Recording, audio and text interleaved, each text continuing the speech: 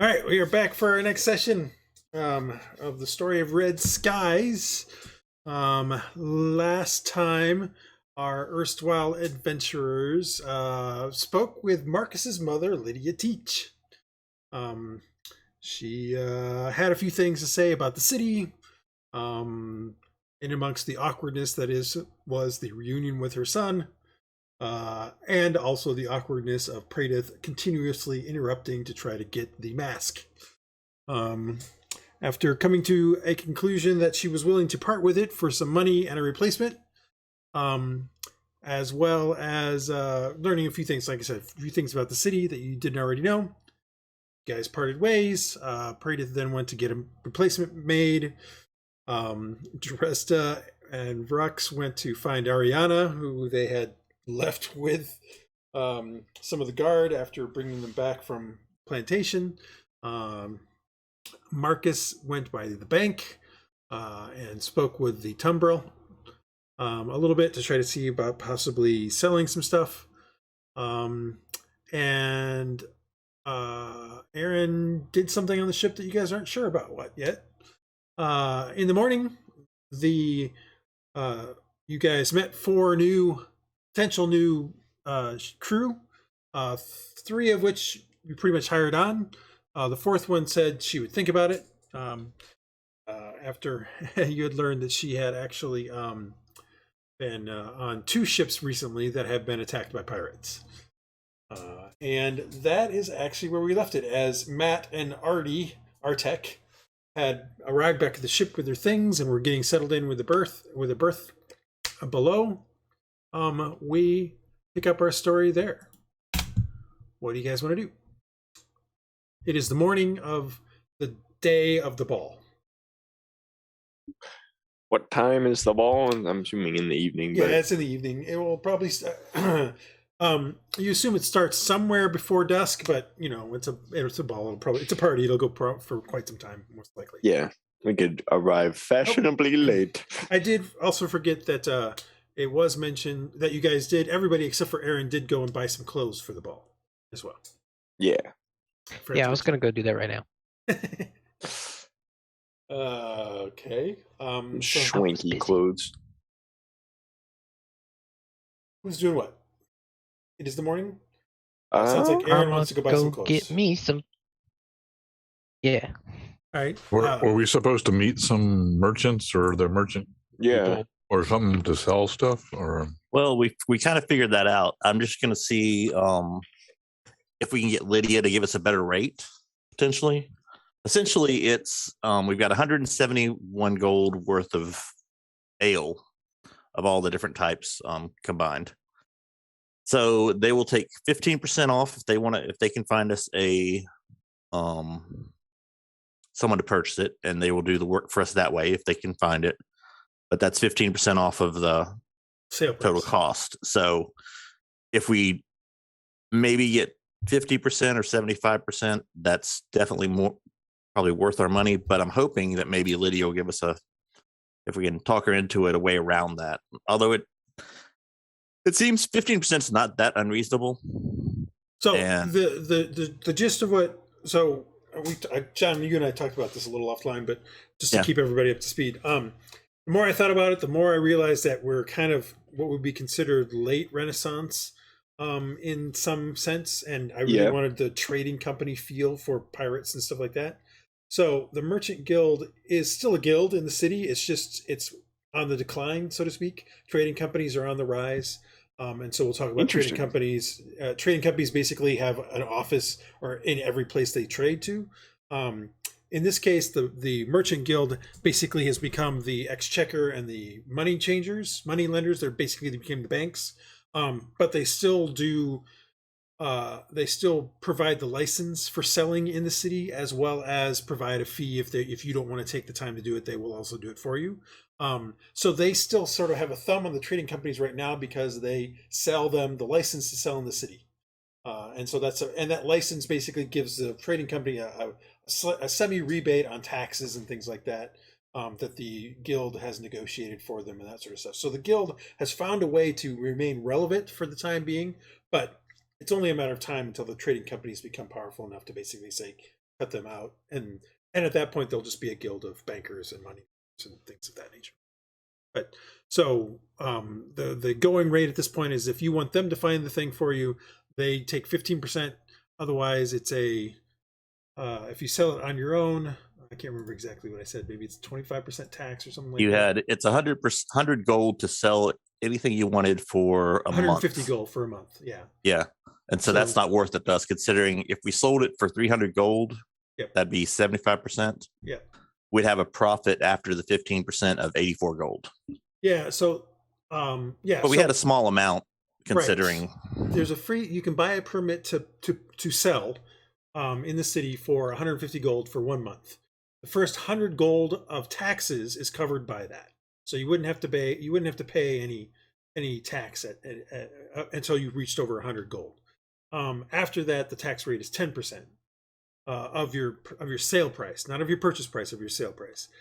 If you want them to find a buyer, then it's 15%. It's a 15%.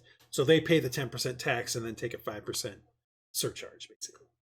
But we have to pay that fee. So the best bet for us, you don't have to pay the 150 gold if you want them to sell it. Oh, okay. Because you're not technically selling at that point. You're just going through them. You're in essence selling to them, and that's okay. You don't have to do anything special for that.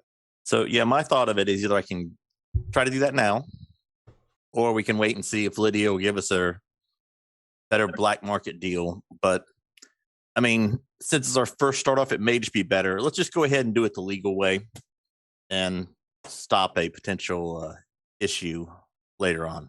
I will also point this out right away. This will not become dungeons and Excel sheets. Dungeons and accounting. Thank you very much. The first one that we do of something, I will go through it, as in we'll role play through it. After that, it will become you tell me you want to do something, and then we just do it. So it's just more that. So just as an FYI, it's not like we're going to have an entire session of you guys trying to sell ale to people and haggling through stuff. It's just the first time I want you to get a feel of what the world would feel like, and then after that, it's more of hey, if you don't want to go through that process, we don't go through that process. You just say, hey, I'm going to go find the local guild or a trading company or whatever and try to sell through them. That'd be simple. And if we want to become like full-time merchants, it might be worth getting a right to sell in a city or a couple cities and just go back and forth between those. But you're in like Civ City land, or it's a different type of game at that point. So so I would also caution you, and I would also mention that once you have a crew, in theory, if you guys wanted to do something, let's say you guys went into port at Emmerdal and realized that there was something inland that you guys wanted to go see, and it would take a month. Well, you could tell True, hey, True, go do X for a month. So she would take the ship out and do stuff and then come back. And so you don't necessarily have to be tied to the ship either. So which would be very cool, by the by. Or eventually, if we get more ships, or So it's just a way to generate more money, which is good. Yeah, I would treat don't treat the merchant stuff as the main thrust of this game. It's more of just a thing where you can have some side income coming in. Treat it that way. Yeah. And that you do need you can since you have a ship, you can let True do that for you. That's the whole point of her. So let's go ahead and do that. I'll do that this morning. I'll go and find the place to go to get them to sell it to us for the 15%, or we'll go through those numbers. All right. So you'll probably want to take your cargo. So you'll probably want somebody to help you take some of your cargo. Are you going to have any of the new crew members do that, or if it's just going to be you guys? How do you want to approach that? So what is everyone else doing this morning? What is it? I'll go with you if you want. I'll help you. If you don't mind. I'll be your muscle. All right, well, we've got like 7. Aaron is going off to buy clothes. So Aaron's on his way. We'll get Aaron here in a little bit once the rest of you have all figured out who's that. Sounds like Hylough and Marcus are going to go try to sell stuff. Anybody else going with them? Rhux is curious if there is some sort of have we seen an apothecary at any point? You have, you're probably sure there is one. I would just have you do an investigation roll to find one. There's probably more than one. The city is not exactly small. So this is like about a city of Well, about 20,000 people. He imagines that he has like, some basic stuff, but he wants to get some more specialist things just in case. So Rhux is going to go search for an apothecary, Dresd'a. I'd like to pick up some thieves tools, and I put it in the chat that I wanted to change my bound vestiges. Yep, I saw it. Okay. Awesome. You do your little binding for those guys. You can go find me some thieves tools. All right. So weird what wakes you up in the morning. Those weird sounds and chants. It's bizarre. No, that was those tacos last night. Maybe we want to go to the Crystal Palace too. Yeah, I was gonna say we might want to shop. And I did mention Silver Emporium. We don't have weapons for a crew, so we probably need to.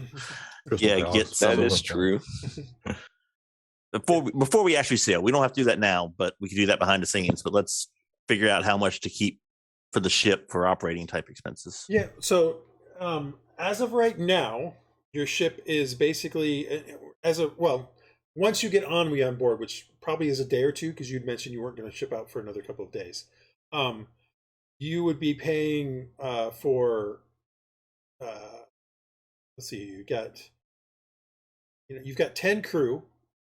You'd then also have True, and you'd have Ennui as your kind of officers that you'd have to pay for.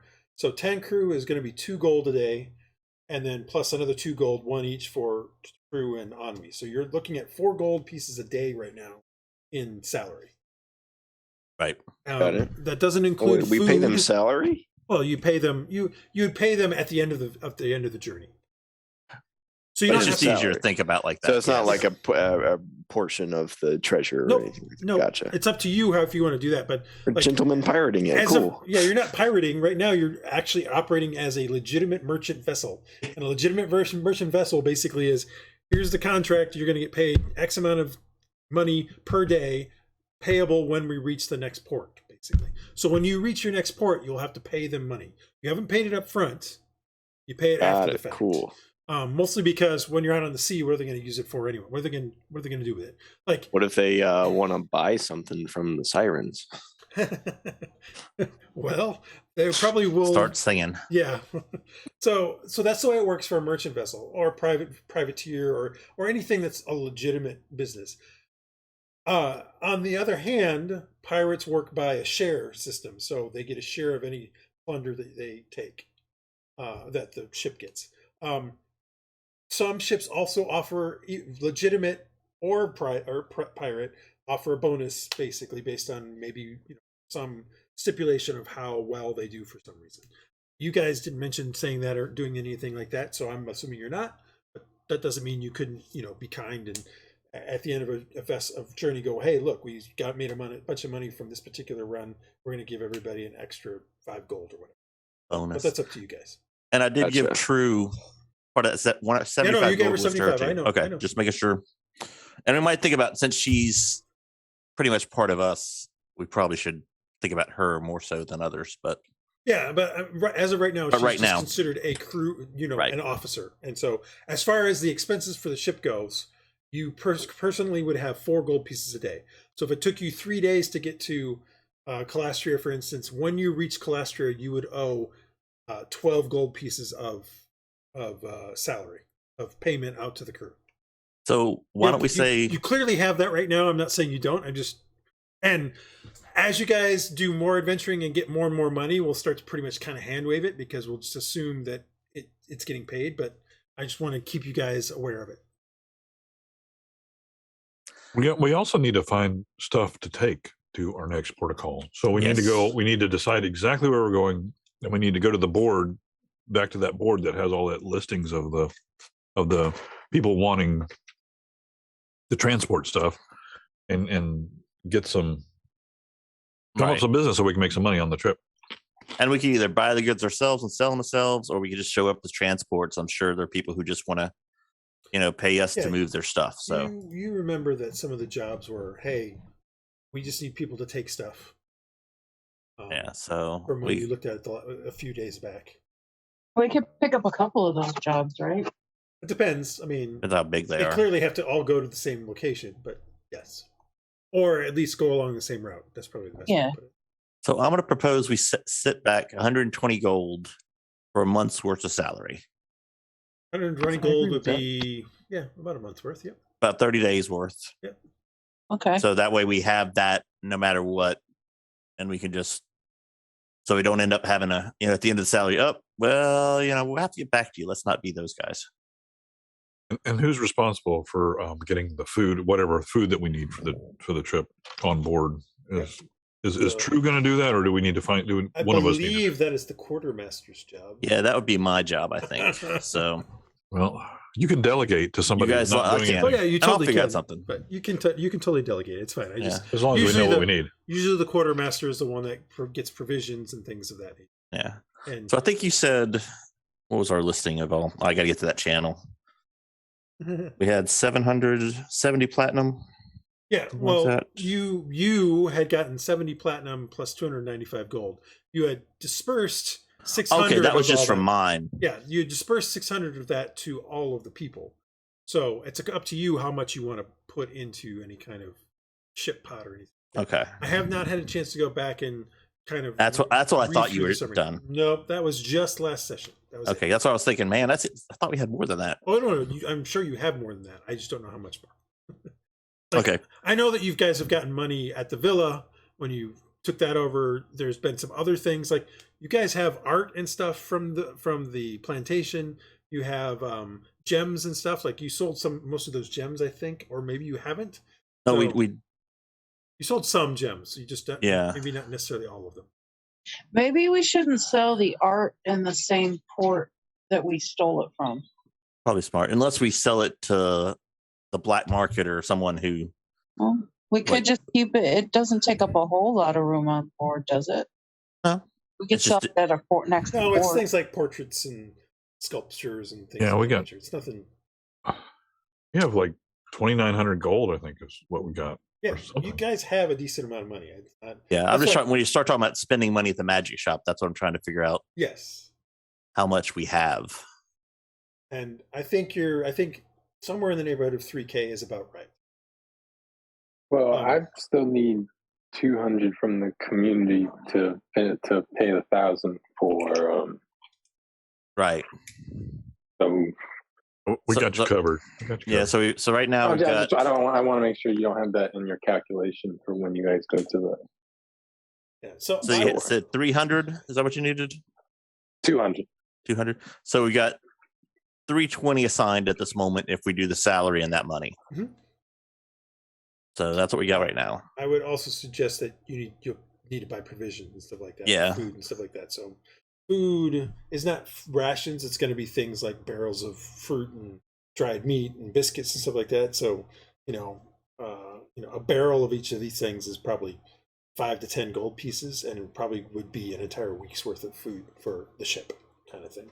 So let's say we have 3,000 gold. Why don't we just say we divide 1,200 amongst ourselves right now? And we can figure that out. So if you want to shop, does that sound acceptable to everyone? And everything else will stay for the ship and we'll figure out later. Yeah. Rather than spend all day doing this. 1,400 would be a nicer number to divide. Okay, 1,400. Because there are 7 of you. That's true. Peter? Yeah. Those bracelets of defense that I have, it doesn't show up on my AC.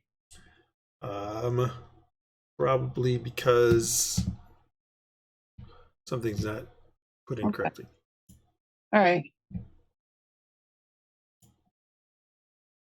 Probably. So let's just do with that 1,400 from the ship community. Each person gets 200 gold, and you can shop with that. Is everyone okay with that? Good. Works for me. And I will go and sell the. We got six barrels to port to sell. Like I said, that'll generate us all of like 80 or 90 profit if I get 75% of what we paid for it, or if I make 75%. But it won't be a killing. But we bought it. It was more of just a let's see if this works type thing. Oh, well, there's why. You didn't attune to it.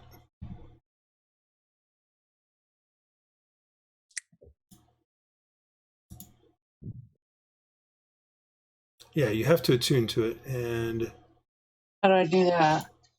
It's an option in the. it's an option to drop down. You drop down to being attuned, and voila! Now it's giving your AC a +2 from the bracelets of defense because I just attuned you to it. Oh, okay. Thank you. So there you go. All right. So everybody add 200 to your gold. And hopefully this weekend I will get through a bunch of the last maybe 6 or 7 episodes, and I will be able to give you a better, more accurate count, and also know what you've all sold, because I don't think you've sold all of the. I don't think we have either. Gems and things like that you've discovered over the past several weeks. So, Can I go ahead and can I add thieves' tools to my inventory? I'm assuming I found them. Not yet. Oh, okay. Not everybody's gone off yet. I'm trying to get what everybody's doing, and then we'll quickly go through one by one. All right. Do we need to sell that horse? Do we still have the horse, or do we sell it back? We bought a horse. I think we sold it back, but I'm not sure. I don't know. Actually, we didn't. Maybe we still have it. I think you might still have it. Yes. So we'll take the horse to transport the stuff. What'd you say, Cole? Let's not sell the horse yet. Cole, why? I mean, it's not like we need to go out of the city again or anything, is there? Plead the Okay. fifth. Yeah, I know. I don't have a problem not selling Aaron the can horse. always just say, "I'm going to go sell the horse." I had honestly assumed that you were going to go. That I'm going to go get clothing was I'm going to go. That's what I thought too. That's what I thought it was going to be. But that's okay. All right, so we got Dresd'a looking for. I'm going to get clothing and sell the horse. Wink wonk. Rhux is looking for an apothecary. Hylough and Marcus are off to try to sell the alcohol. Praedyth, what are you doing? Iylis, what are you doing? Praedyth will stay on the ship and pray or study or do something. Okay. Kill time until he's got to go pick up the mask and sell it. All right, so you're just killing time till the mask. Iylis. Yep. I am genuinely not sure what I should be doing. I probably will go help Marcus sell things and buy supplies. Okay. All right, so we got our groups going. And we can go to the magic shop after we sell this, if you guys want to do that. So, all right, so we start our times off, and can I say one more thing before, just a reminder? So we have the ball tonight. We also have to meet Lydia tonight. Just keep that in mind when you're thinking of stuff you want to do today. Right. Okay. I don't know how I became dad. Why do I have to plan everything? Anyway. What does it all? All right, so Aaron, we're starting with you. You ask the others about where they were getting clothing from. They tell you the tailor they used, and you head towards there. It takes you about 15 minutes to get there. In the meantime, Rhux, give me an investigation check, and Dresd'a, do the same. Investigation check as you look for a place to buy thieves' tools and an apothecary in the case of Rhux. Would it be investigation or perception? It's investigation. You're basically trying to figure out in the city where you need to go and to find a thing. So, and it's more about how long it takes you to find it, not whether or not you find it. All right. So Rhux, at about the same time that Aaron gets to the tailor, you have found an apothecary. Actually, one still here in the docks. It's actually a little bit further west and a little bit further in, but it's still here in the dock area in this particular thing. It's a smallish building with 2 stories, and it looks like part of the second story is a small greenhouse. So the person who's growing the stuff grows them right there in the building itself. As you head in, or at least that's what you think because of the small greenhouse on top. As you head inside, you are greeted by an elderly woman with some spectacles on. As she looks up at you as you come in. There's a slight crinkle in her eyes. You're not sure what that means, if she's just having trouble seeing you or if there's something else going on there. But she, after a moment, she clears her throat and she says, may I help you?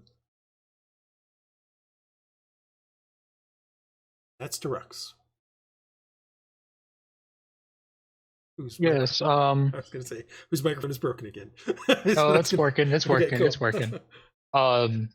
Did he? Does he seem hostile about it, or is he just asking? No, it's a woman, and no, she's just asking. Okay.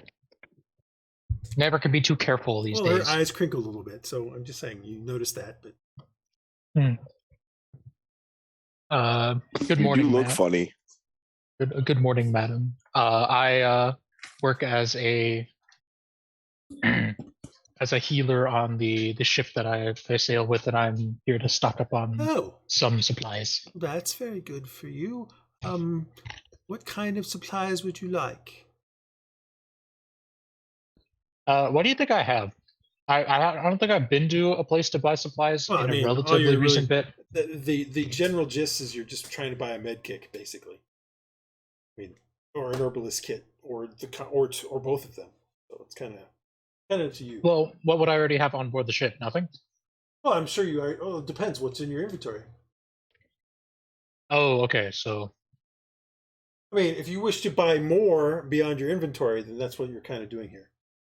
I already have an herbalism one, but I don't have a medicine one. Okay, so that's what you personally have. The ship itself doesn't have anything special because remember, you guys are on a ship that you mutinied on after it was ransacked by pirates. So all that sort of stuff would have been taken. That's fair. That's fair. So you really need to supply it yourself at this point. Okay. If you're trying to buy the components for, in essence, a med kit and an herbalism kit, she can provide you with stuff for both. In her case, the medicine kit stuff, the herbalism kit, she can provide you a whole bunch of things for about 6 gold coins. And then total or each? For each one. And I don't see a medicine kit. It must be from a different thing, probably from my other book. Wasn't expecting to have napkins. I sell an herbalism kit here, and no, she doesn't have napkins. The dog does. Let me find equipment.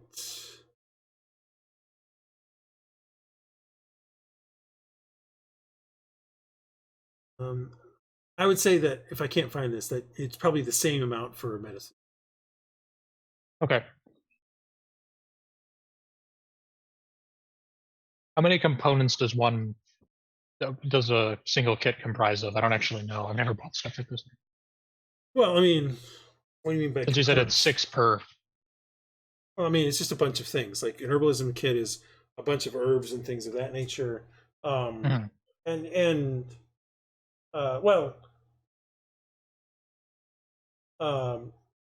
Actually, the kit, I guess an herbalism kit is the tools and things to go with it. A medicine kit is sort of the same thing. It's the tools and stuff that go into it. So, I guess probably wouldn't quite be, like bandages and stuff, like you know, the stuff you would use for bandages and things like that would be in a medicine kit. And then there'd also be some things that you would use up. So, probably some pre-made medicines and things of that nature. The herbalist kit is mostly just stuff to hold herbs and things like that, but she can also sell you herbs. I would say that you need to tell me how much you want, like how many charges you want of the herbs and stuff like that. Like your herbalism kit will be there forever, and your base medicine kit that isn't consumable would be there forever. So things like some scissors and stuff like that. Yes. You're not going to get rid of that, but anything else beyond that, you would need to spend some money on. So you really need to say how much you want to spend, and then I will basically tell you, okay, you have X amount of gold worth of herbs to be applied towards, creating antidotes for antitoxin, or creating potions, herbalist potions like healing and stuff like that. Okay. And in the case of the medicine kit, it's more, okay, you now have X amount of bandages. You can use the medicine kit 6 times or something like that, or you need more bandages. Okay. That being said, I don't really want to go in that level of detail. So you basically just say, I want to spend this amount of money, and that's how much money you'll spend, and you'll get some stuff. Okay. How much money do I have? I have 55. All right, so Plus 200. I believe you have plus 200 plus another 75. Oh no, you the 55 was the 75. You spent 20. yeah, 55 was the 75, so I'm 255. Okay. All right, I have a bit more than I thought then. That's good. And the other question is if you're buying this for the ship, why are you? Yeah, I using mean, your we money? would reimburse you if you'd let us know. Yeah. Quit Well, using your I'm just- own money. Yeah, yes. So I'll handle that later. Yeah. We don't need a retcon it. I'll just talk about it later. So buy what the ship needs and don't worry about the cost. Yeah, essentially. All right, so you spend the next 20 minutes, going through the various herbs and things with her and purchasing some stuff. While you're thinking about how much you want to spend, Aaron, you're at the tailor's.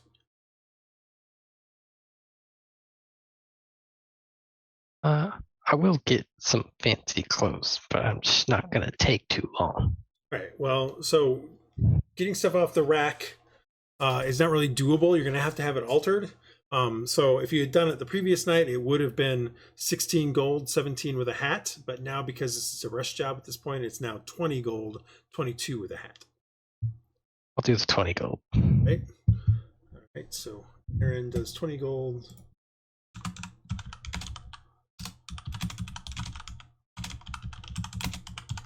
All right. It takes you, you look through and find some stuff and he fits you, and then he says come back before the store closes, so somewhere about an hour or two before dusk, and he will have it ready. All right. What are you doing after that? I'm gonna take our horse and head back over to that tree. All right, so you're going to go to the plantation and that sort of stuff. So with the horse, that will help reduce the time because it is about 5 or 6 miles out to there. Let me find my notes. Without a horse, it takes about 2 hours. So with the horse, it'll take you about an hour to get there. So we'll come back to you. Well, right now you're riding the horse out to the plantation. Dresd'a, it takes you about 30 minutes to find a place that can sell you thieves' tools. You're not sure if it's because this is sort of a taboo item or anything like that. So you start to the reason why it takes you so long is you just don't find a place that sells it directly. So you kind of cobble it together from a variety of different stores. And after all that is said and done, it costs you about 30 gold to to have a set of thieves' tools. Because it takes you basically are buying some pieces from a jeweler's shop, you're buying some stuff from So blacksmith and stuff like that. Can I do some kind of persuasion check to maybe you cannot flirt or reduce talk this down? Oh, okay. Because that's the problem with your roll. You just can't find a place, so you're cobbling it together. So basically, Gotcha. you're not buying all the things from one place where you can try to get a discount on it. You're buying from 3170. Yep, 30 gold. 30. 30. And now I can add the thieves' tool. Yes, now you have a thieves' tool to your inventory. And where is that again? Probably in the SRD items in the compendiums. Compendium. Yep. All right, Marcus, Hylough, and Iylis. It takes you about 15 minutes to get to the bank where you were at before. And heading inside, it is open now. Heading inside, you attract the attention of a teller. It's not really a teller, of a person behind the screens. And they say, "How may I help you?" Yes, I had spoken with someone yesterday about we have these items to sell in town, and we were interested in. They had mentioned you guys could procure a buyer, and there was a system where. Yes. Let me go get the procurement and seller. One moment. Perfect. And after about a couple minutes, another man comes out, and he they both come out, and the first one directs the second one towards you guys, and he says, hi, my name is Pedro. I will help you with your cargo. What do you have to sell? Good morning, Pedro. My name is Marcus. We're from the Widowmaker, my companions in the Widowmaker, and we have a very fine new batch of alcohol and to sell in town here. I see. And This is a new brand, don't you know? This is top tier. How do you wish to go about this? Do you wish to purchase a permit or a license to sell, or do you wish us to help you? I would wish I would sell it bow to to you. your experience and Full ask for your service. help. We need full service. I see. We have brandy. We have 2 brandies, 2 ales, and some stout and 2 stouts. So I see. And what are these? What is the brandy made from? brandy, we have a very good pineapple brandy, an apple brandy as well. I've never heard of a pineapple brandy. It is superb. I would. Interesting. In fact, you might want to buy it for yourself just for the bank parties, but Bank parties. that's for the guild events. There we go. See. And what is what do you believe the value is of this cargo? The brandy is so new, it would be 150 gold. I see. He kind of gives you a little bit of a look for a minute, and he's like, well, I will see what I can do. You're saying the brandy is 150. What about the rest of it? Like The pineapple brandy. yes, If you how want much for all of everything. it? Okay. Like I'll try to sell it at different places, but maybe one place will take it all. What do you feel it is worth? What do you feel all of it is worth? Hold on one second.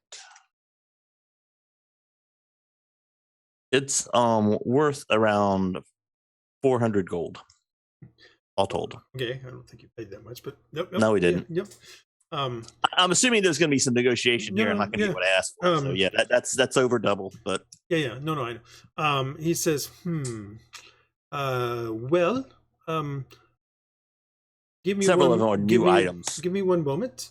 Certainly. And he heads in the back, and then after a moment, he comes around from in the front. He comes in through the front door, and he says, "Oh, how did you do that?" There's another entrance at the back that is intended for employees. Let's get over there. And you notice that there is no way to get through the cage on purpose. So if you wish for me to try to sell this, and given the price that you are quoting, which seems a bit high, I don't even think I could sell some of the finest wines that I know of for that much around here. But it is very good. But there is this negotiation. I will bow to your experience. But then we should probably let me. Can I get a sample from each of the things so that I can take that with me? Of course. To the various. Yeah, I whip out my wine glass that I have on hand. However, he has a small little a tap thing, and he taps it and gets what would be the equivalent of one glass from each of them, because he's probably going to try multiple places, so he's not going to have everybody. He's not going to have everybody just drink everything. He does try the pineapple brandy, just a smidgen of it, and he's like, Interesting, is it not? It is interesting, a little sweet for me, but I do know some people who might be interested in something of this nature. If you'll give me maybe till the end of the day, I might be able to at least sell a couple of these things. He basically takes a small try of everything, and he says the quality is of the brandies and the stout is good. The ale is middling, so I'm not sure if I will be able to sell that in a single day, but the other ones, it's very possible. Let me take this around to a few of the taverns that I know of that buy from non-guild members, and we will go from there. Thank you. It is an honor to do business with you. Shall we leave? Do we leave it here? If you want a drink, sure. No. Do you need it to sell, or should you take it back to the ship and then come back? No. Once I have a buyer lined up, then we will do the transaction and get it delivered. Okay. So take it with us. Yeah, I was gonna say, is that means okay. It means take it with you. Got it. Unless you want them to drink it. No. Get it in, I wasn't trying to. Yeah, so you guys start taking it. You basically take it back to the ship, and it's again only about 15 minutes to get there. So I kind of want around 330 would be what minimum I would think I'd get, but we paid 171. I know how much you paid for it. Okay, I remember how much you paid for it. Oh, got it. He sold it to you. I sold it to you. I know. I'm just trying to make it easy. I remember the approximate amount. I also the other reason why I have the approximate amount that I remembered is that I have my document up of exactly how much a barrel of fine wine. I have a document too, so or there. Whiskey and things like that would sell for. So I know how much you sold it. You bought it for. I'm not trying to be a smartass. No, I know you're not. I know you're not. I'm just trying to point out that I have what a very good version of some of this stuff would be, and I also know how. Yep. So, so you guys head back. Rhux, how much money did you wish to spend on herbs? On herbs, he's thinking that he wants to be able to do. How many crew members do we have again? Total. You have 10 crewmen plus 7 of us, right? Yeah, plus 7 of you guys plus True. So you got 18 people on the ship. Did we confirm the one person from last time was going to be there or no? You have not heard from the last person. But that would make it 19, right? Yes, that would make it 19. Okay, so Rhux wants to be able to do at least probably like 40 medicine kit heals in terms for the boat, not for him, for the ship. Okay. At least double the amount of people. And then he wants to. He imagines that he pretty much has no herbs left over from before because they probably took it when they captured it and wasn't had time to get any more. So he's going to try to at least have a couple of, just a set of herbs and stuff like that. At least one set. So normal things. So you're going to buy some normal, typical herbs. If she has anything specific to the area, that's what I'm curious about. Did you want to buy something specific that potentially goes for something specific? Got anything in mind? I was going to look up something here real quick. What is herbalism supposed to normally be able to cure? Like, does it cure like paralysis? No, and poison? It's antidotes and antitoxins and things like that. But herbalist kits can also be used to create potions that are specifically meant for certain, like alchemy can make healing potions. Alchemy can make potions. Herbalist kits can make potions. It's just that they're different sets of potions. Get healing kit. Get a healing potion kit or something like that. Well, haven't I already tried to make healing potions with this kit before? At the beginning of the campaign? I don't remember when you last. When you were level 1. Yeah, when we spent time on the island before the pirates showed up, we did downtime stuff, and I made potions. That's right. Yeah. I'm not saying you did. And then the pirates came and they stole them. Because the exact text from the herbalism kit I have does say you have to have proficiency to make potions of healing, and I think I'm proficient in it. I think. You should be. Okay, so I finally found what I was looking for. It's a healer's kit, not a medicine kit, but a healer's kit is going to be 5 to 6 gold, and it has 10 uses. So it does have a consumability limit. So one kit is 10 uses. Okay, so I would want like 4 of those. Okay, so that's going to be about 20 gold, maybe 22, something like that. Okay, that's. And it stabilizes you. Yeah. People who are negative, it puts you at 0. Yep. Or it just stabilizes them. It's a cool gadget. Yeah. Herbalism kit basically is not herbs; it's just a kit. So that allows you to identify or apply herbs and that sort of stuff, but it's not gonna. You don't have to buy anything new there. So it's 22 gold to get enough medicine, to get enough supplies for, in essence, 4 medicine kits or healing kits. Sorry. And then if you wish to buy herbs, what in general do you feel is a malady you're going to have to try to cure, or anything like that. And then from that, she can probably provide you with some definitely an array of the more common poisons that people would use. If the area has something that's specific to maybe more rare common ones. Poisons on your ship. You're expecting somebody to poison you on the ship? What if we fight people and there's poison, or we go back to the place and there we fight like is there a how common poison? I was gonna say, how somebody... are you gonna know which common poison is that the pirates are using? Yeah, exactly. Well, I guess I've been on ships. What has there been? What if it's, you want to get some? You want to get some herbs that are general antitoxin. Yes. Okay. All right. Lemongrass. Antitoxin. You want lemongrass. And anti-paralysis things, if that's generalizable. Okay, so antitoxin, the herbs that you're going to need for that,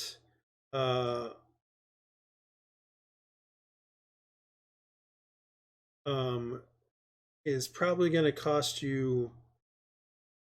How much do you want? Like, do you want to make it so that everybody can be cured of poison?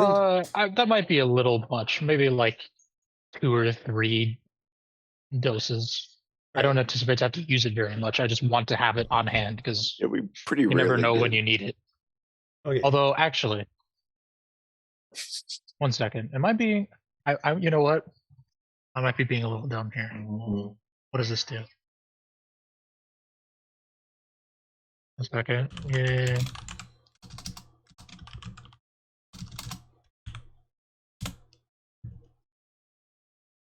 Because I could do. I actually don't think I need that because I have lay on hands. We might just need 1 to heal you. Yeah, but like I said, 1 or 2. Yeah, maybe a couple, but you can use lay on hands. So that cure most that diseases. by itself is going to cost you probably about 50 gold. Okay.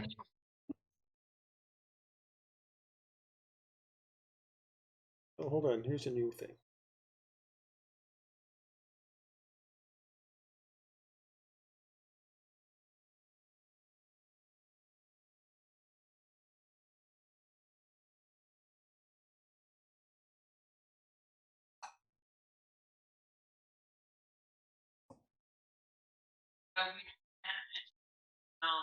Okay, so yeah, you can get a couple doses, so you can get enough. 50 gold would give you enough so that you could make, using the herbalism kit, you could make either 3 minor antitoxins, or 1 major, 1 moderate one, or 1 masterwork one, major one. Okay. And all that means is that if it's a minor one, I would say you could do 2 moderate. If it's a minor one, you can apply it and immediately take a saving throw with disadvantage. If it's a moderate one, you just retake the saving throw. And if it's and the master one gets advantage. Masterwork, you get advantage. Okay. And that's 50? That would be 50 gold to basically, it's either 3, 2, or 1, basically. Okay. I think that's fine. All right. So you spend 70 gold. She gives it to you for 70 gold. Well, does this thing would that antitoxin thing be with paralysis too? No, it's antitoxin. It's a poison. Yeah. If it's a paralysis poison, then yes. Well, I was asking if she had stuff for regular paralysis as well. Oh. Yeah, that's what I was asking. In addition to what I've already talked about. Petrificus totalis kind of that stuff. one. That's one of the ones. Like if a basilisk looks at you, kind of stuff. That might just be get a potion from the magic shop.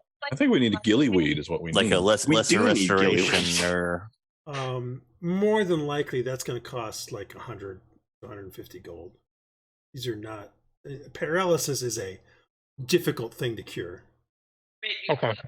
Man, Madame Pomfrey did it really easily. Madame Pomfrey basically wasn't trying to do it Just as a mandrakes, field guys. medic either. Well, okay. Do you Buy have a couple mandrakes and we'll be fine. Yeah. that was all a scam anyway. She was the one who put the petrification on it. Would have worn off anyway. It's a giant telemarketing thing. Telling you. All right. Well, then I guess Rhux will pass on that one. But the last thing was going to be if there's anything specific to the area that's hard to find. She doesn't have anything that that would potential that would be of that nature. It's like most of what she has, she's growing herself. So okay, that's fine. All right, I'll just take the 40 heals and the. Yep. So you spend 70 gold to get basically 4 healers kits and the herbs for the antitoxin for basically something called venom cleanse tea. Okay. And yeah, all of that's going to be for the ship. Okay. All right. You head back to the ship. We'll get back to Aaron in a little bit. Dresd'a, everybody except for Aaron makes it back to the ship within maybe 15 minutes of each other. What are you guys doing? If you guys are just gonna sit around and wait, Andrew, seriously, your background noise is way up. You maybe find a room that doesn't have a TV going on. Hey Peter, I tried to drag the bonus proficiencies for Corsair into my sheet, and it won't add it. It added the Cora just fine, but it's not adding Corsair. Just FYI. Not going to worry about it right now. Okay. Cool. Bonus proficiencies. Hooey. So times 4. Do we want to go to the magic shop now? There are also a couple other things I might do, but I say we all go to the magic shop and anybody who wants to buy anything.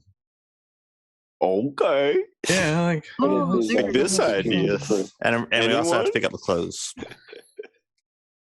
Well, the clothes belay that last. I found this evening. Okay. So, what do you... Seriously, Andrew, either mute yourself or go to another room.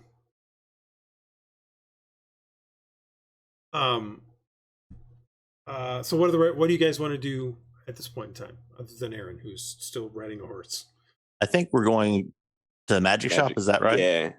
Yes. Well, so we've got these barrels of stuff. Maybe we should go drop them off at the ship before we do that. We got to wait for them to. Yeah, we already dropped them off at the ship. Okay. So we've done that. Yeah. And then let's head to the magic shop, and I want to see if get a refresher on those staff prices real quick.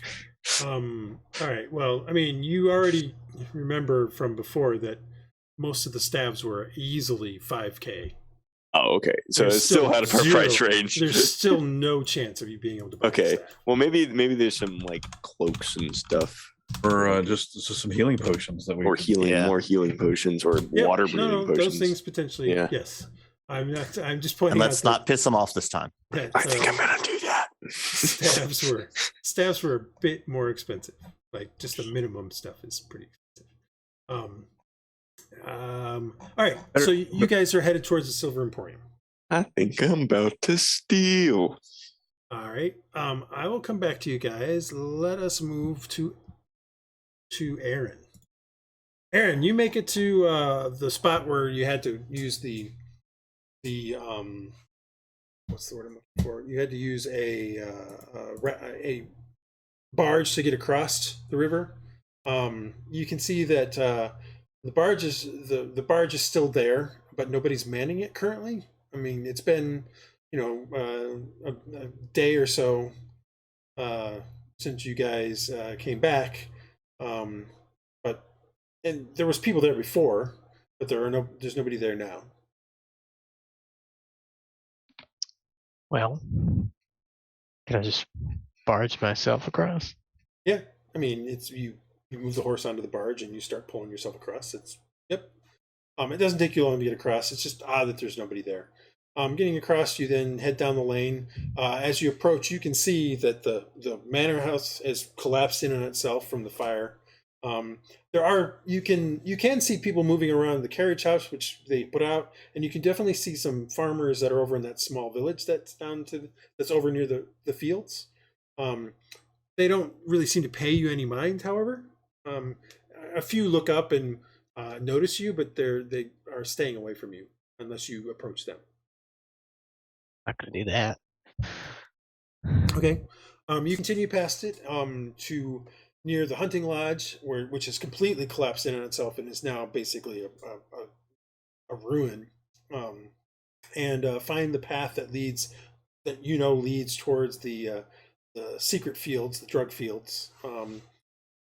Continuing there, you make it to where that is, and you find an interesting scene. Many of the people who were working before, there's multiple people just collapsed on the ground near the little sort of hovel that they lived in. You're not sure if they're alive or dead. There's nobody working in the fields currently. What are you doing? They probably gave themselves a bit too much drugs, didn't they? They haven't gotten any, and they're all going through withdrawal. That too.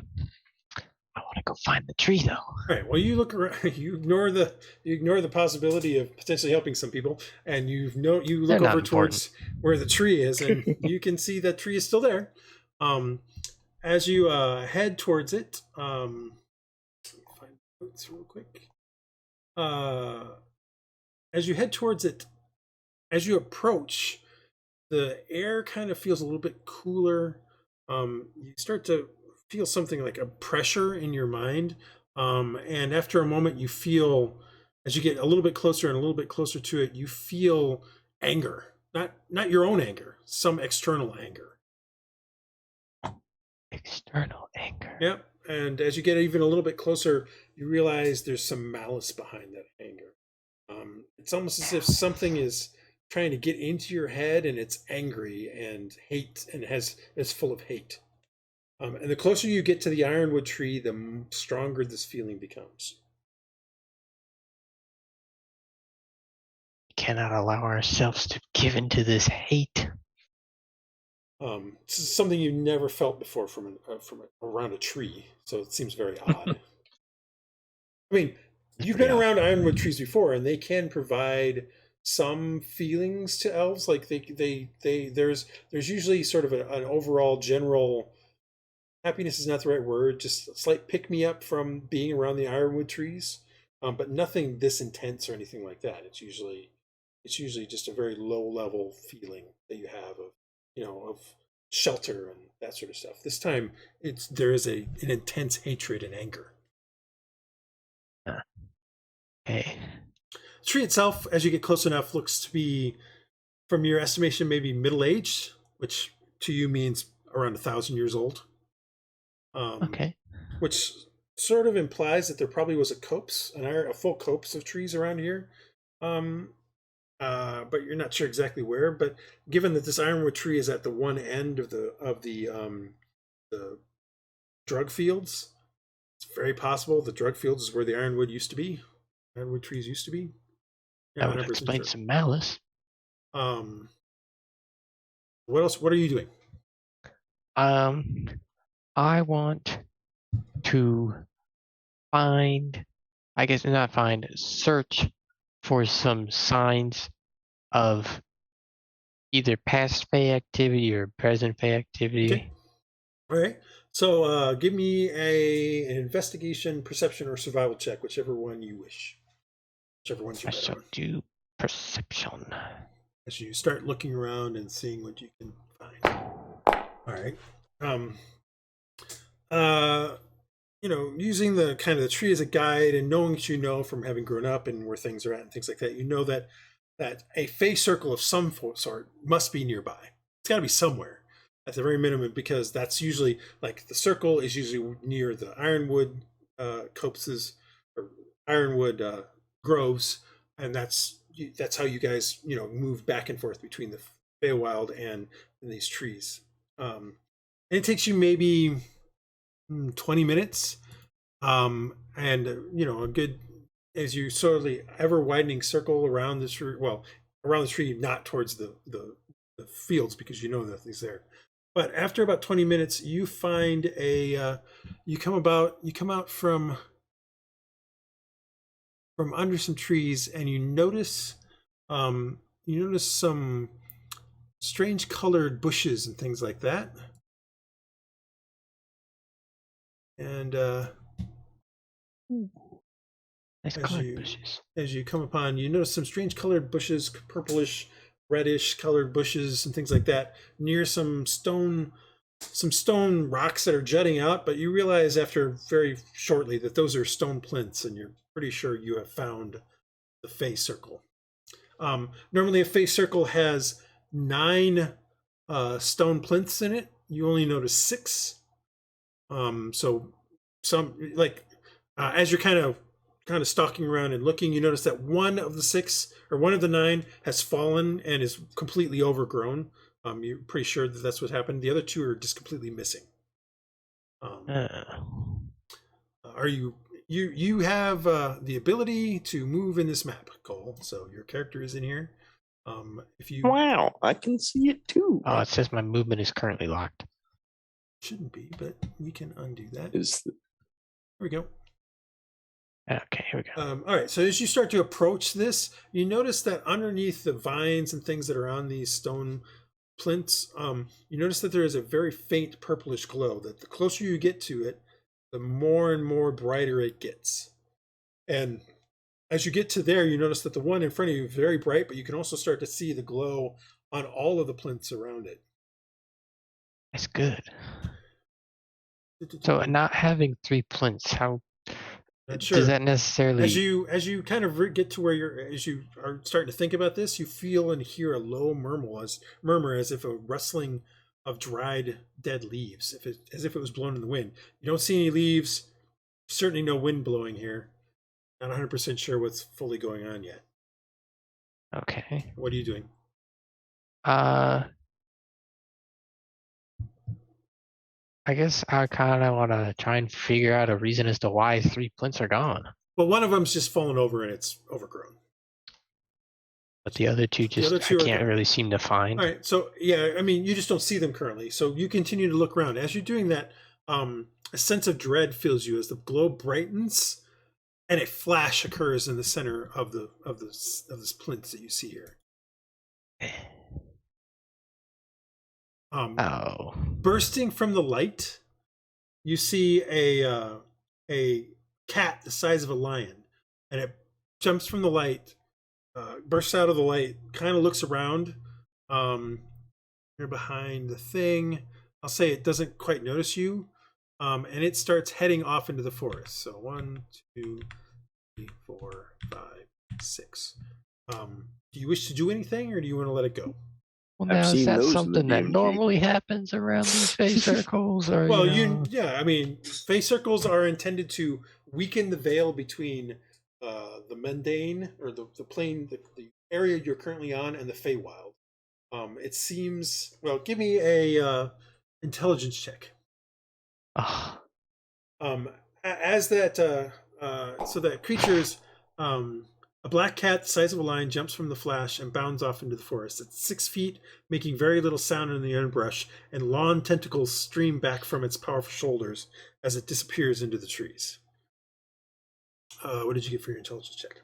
A 6. You're not sure. I mean, you do know that these things provide sort of a weakening of the veil between the two realms, but and you've seen them be activated, like the plinths will, in a place that in your home, the plinths would glow, the runes on them would glow, and then the veil would weaken, and your family and other Fae would go between, in essence, like a portal. This wasn't 100% a portal. It was more like a quick weakening, and something came through, and then it ends. And even now, the rustling of the dead leaves is fading away, and the glow of the runes is also fading away. And the creature that you saw is running off. That's probably for the better. Well, oops, I did not. But doesn't attack a nearby town? Well, the nearby town is kind of burnt down. All right. Well, it's a plantation. Same thing. I want to go through it. Sounds like a good idea. It really does, doesn't it? So who wants to be captain next week? I'll take it. Yeah, we're gonna need another one here soon. What are you doing? Try and go through. All right. How are you going to do that? Stand in the middle. Go where the cat came from. All right. You go and stand in the middle. As you go into there, you notice there's sort of an inner circle of flowers and mushrooms and things like that. Some of them have been trampled by the passing of that creature. But you go and stand in the center. And other than noticing, the paw prints of the cat, nothing happens. Okay. So you said my family's gone through things like this before. Yes, but you've never activated it. You've just been part of the ride, so to speak. Have I been near enough to sort of see how it was done? It's not something you've ever been taught. Dang it. Oh, that's sad. But like, could he like remember if they like waved their hands in a certain, or just waved their hands at all, or said something at all? It's not something he's been present for at all. No, it's not necessarily something he's been. That's not the case. It's not something he's been taught to do, or like you don't know necessarily his background. In his background, he's considered outcast, so they would not teach him any of this. Oh, that's cool. That makes sense. Okay, got it. So you've just never been taught that. The fact that you were able to overcome some of that and become a warden is testament in itself. But you've just never been taught any of this, so you just don't know. I mean, it's sad. Okay, I give up on trying to go through it. Well, you can look around. I mean, you don't have to give up. I'm just saying currently I'm trying to go through it. By going and staying in the center, you're clearly that's not going to do anything. So yeah. Okay. All right. Let's is the overgrowth on the flints necessarily something I guess unusual? Like it hasn't really been taken care of or something? Well, I mean, it is an unusual color. Like the plants here, like it's been normal green plants and stuff like that until you got to here. And now on the ground, you're literally seeing purplish and reddish colored grass. You're seeing purple leaved plants. Like this reminds you, like the bushes and things remind you of the Feywild. It's like they've bled into the area within the plinth, or within the henge, so to speak. Why don't you give me an investigation check as you start looking? I shall. Where is it? Oh, there it is. Investigation. Yeah, let's go. All right. So as you start looking around, you actually go up to a couple of the stones that are standing and look over the runes and things like that, because there are runes underneath the vines and things like that. You kind of push them away. Look through the vines and things like that.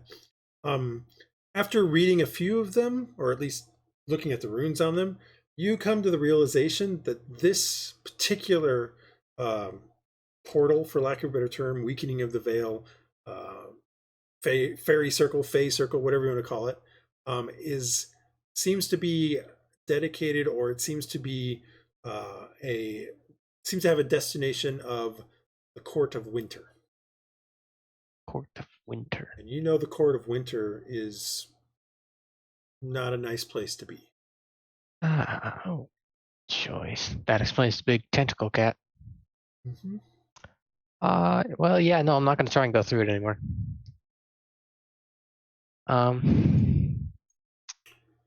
Guess that's a good thing to know. Yeah.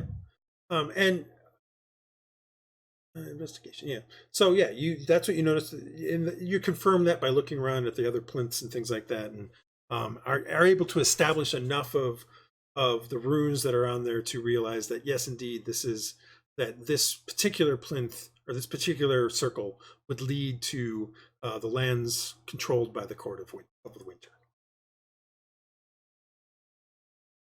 Okay, I'm gonna do something to remember this and like mark it on a map or something so I don't forget about it.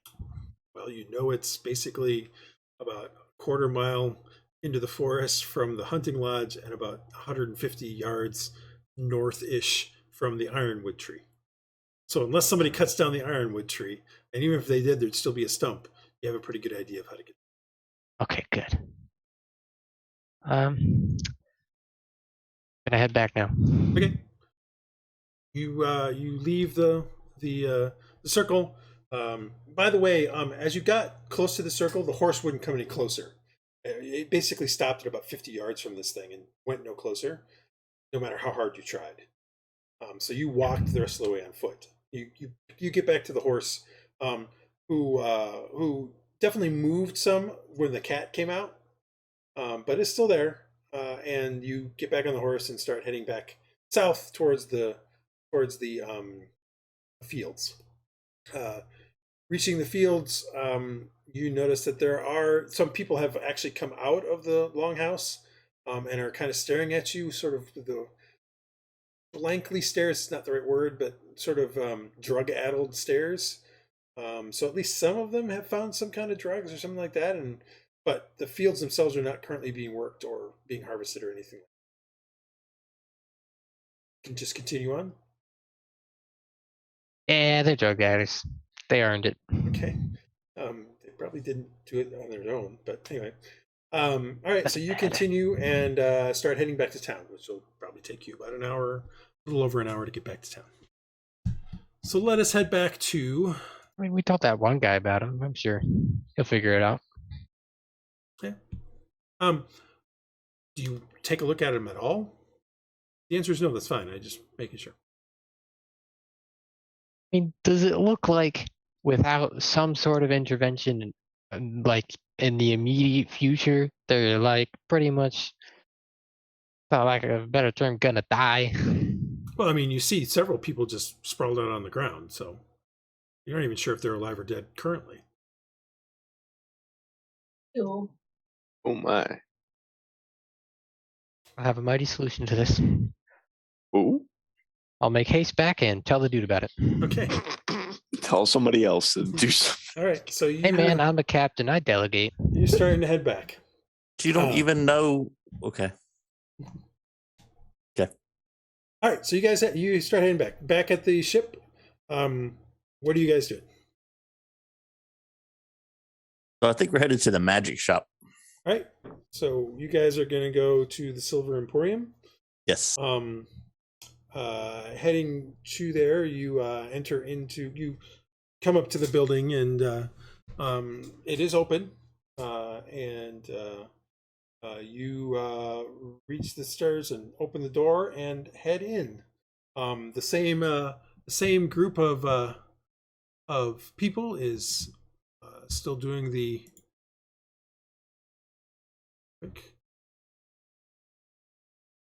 same group shows up, and they almost appear out of nowhere. All the clones. They're not clones. They're mostly halflings. They're all him. Halflings and gnomes. No, they're not. But weren't they the same person? No, these are three different people. Okay. Clearly, some reason I was thinking people.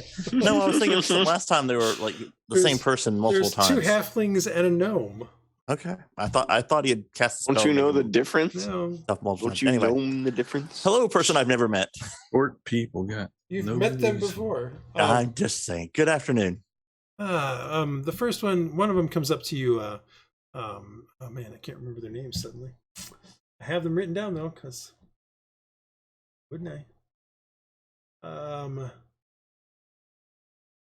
Actually, it's two gnomes and a halfling. I'm sorry, even I had it wrong.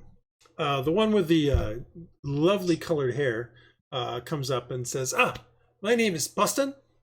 How may I help you? Wait, you look a bit familiar. Don't know what you're talking about. In purchasing a, looking at your healing potions. We have several of those. Or your potions in general, but specifically healing potions. Come with me. We will go look at our healing potions. As he I takes get him out of, before Hylough says anything. He takes you. Right. The rest of you follow Marcus. I'm following Marcus. Okay, so Iylis follows Marcus as the other two start to come up and start to say, "How may I help?" And what about you, Hylough? The other one, one of the other ones says, "May I help you, sir?" Who, me? Yes, you. Oh. I'm speaking to you, sir. So when it comes to the what were the weapon prices? Were they also equally expensive? The magic weapon prices? And what kind of weapon are you looking for? I am looking for a better one of these, and I pull out my warhammer. I'm sorry, sir. We don't know. We don't have magic warhammers, unfortunately. Oh, okay. Not What do something you? that is called for much around these parts. About a mace or a morning star. What you got? That would be. We have swords, many swords. M-I-N-I or M-A-N-Y? M-A-N-Y, many swords. Yeah. Okay. And what do those start at? Just so that we don't waste any time here. Around 325. Okay. All right. So if I wanted a warhammer or something like this, what would I get? Where would we I could find probably magic it for you if you would like. It will take probably 2 weeks to do, 2 weeks. and will cost about 325 gold. Ah, okay. Left turn. I don't know that I have 2 weeks, but that's actually pretty good. All right. I'm gonna go with. We're gonna go look at the potions. I'm gonna go with Marcus over here. Fair enough, sir. Enjoy your time. Thanks. Enjoy your time with Poston. And if anyone asks you to provide any kind of review or anything, my name is Nyx. Nyx is the pink-haired girl over here. Yeah, ask her if that's edible. Is what edible? I'm just never mind. She seems a bit confused. Never mind. Just inside joke. Hylough's making friends real quick. Anyway, so Making you guys get friends, to the people. So remember how I mentioned the shop is kind of made up into like sections. It's very mall-like in some ways.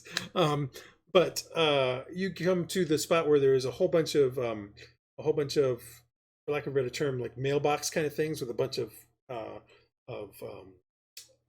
flasks and stuff inside of them. And Poston turns to you and says, "Our entire selection is here, sir. We have potions of healing, we have potions of water breathing, we have elixirs of health, potions of fire breath, heroism, enlarge.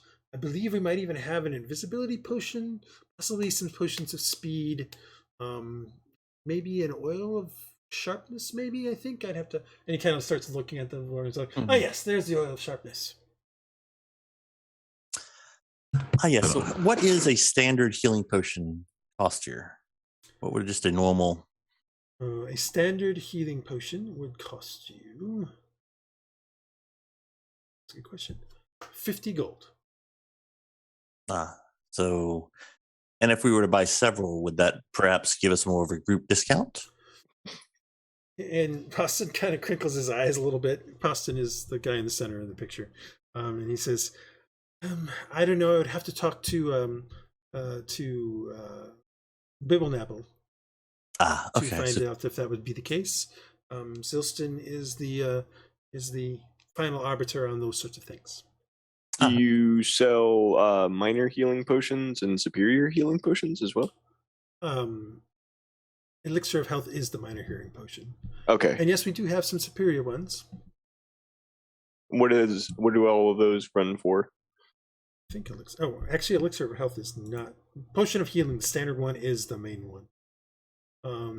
There's the main one. I thought there was one lower than that. And there one is higher. not. There is not. Oh, the only one that's gotcha. lower than that is you'd have to make yourself. Gotcha. Okay. They don't make them. They just the margins are not worth it, so to speak. Right. What about the potion of invisibility? How much would that be? Do you have one of those? Never mind. When he laughs like that. No, I laughed at like he doesn't. He doesn't. I have a. I can't remember how ridiculous it was.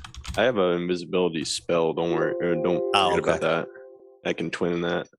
No. See, the potion of invisibility is he looks at you and says, "If I can find it up there, it is 200 gold." It keeps disappearing on you. No, it's just I have to find the one that looks empty. Yes. 200 gold. That's not unreasonable. Do you sell potions of water breathing? Sorry. I did say that. Sorry. Yeah. How did those go for? Give me a second. I'm trying to find out exactly what the Elixir of Health is. Oh, Elixir of Health just cures any disease afflicting you. Yeah. It also removes the blind and deaf and paralyzed and poisoned condition. How much is How much was that while you're there? 130 gold. That's not bad, actually. Or what was that again? Of course, you have Rhux, but a potion of water breathing would be 100 gold. And we have a pearl of water breathing. I would also say that, remember, Rhux can cast that as well. basically give like 4 people water breathing for 24 hours. Okay. A potion of water breathing gives you 1 hour. So Yeah. just a reminder, because he has done it to you guys before. We'd probably be better off getting some healing potions. Yeah, I think we should just spend the money on healing and maybe a couple superior healing. Well, I'm going to buy 1 regular healing potion. Do you happen to have a cloak of elven kind or some type of cloak? Oh, I wish we had a cloak of elven kind. Okay.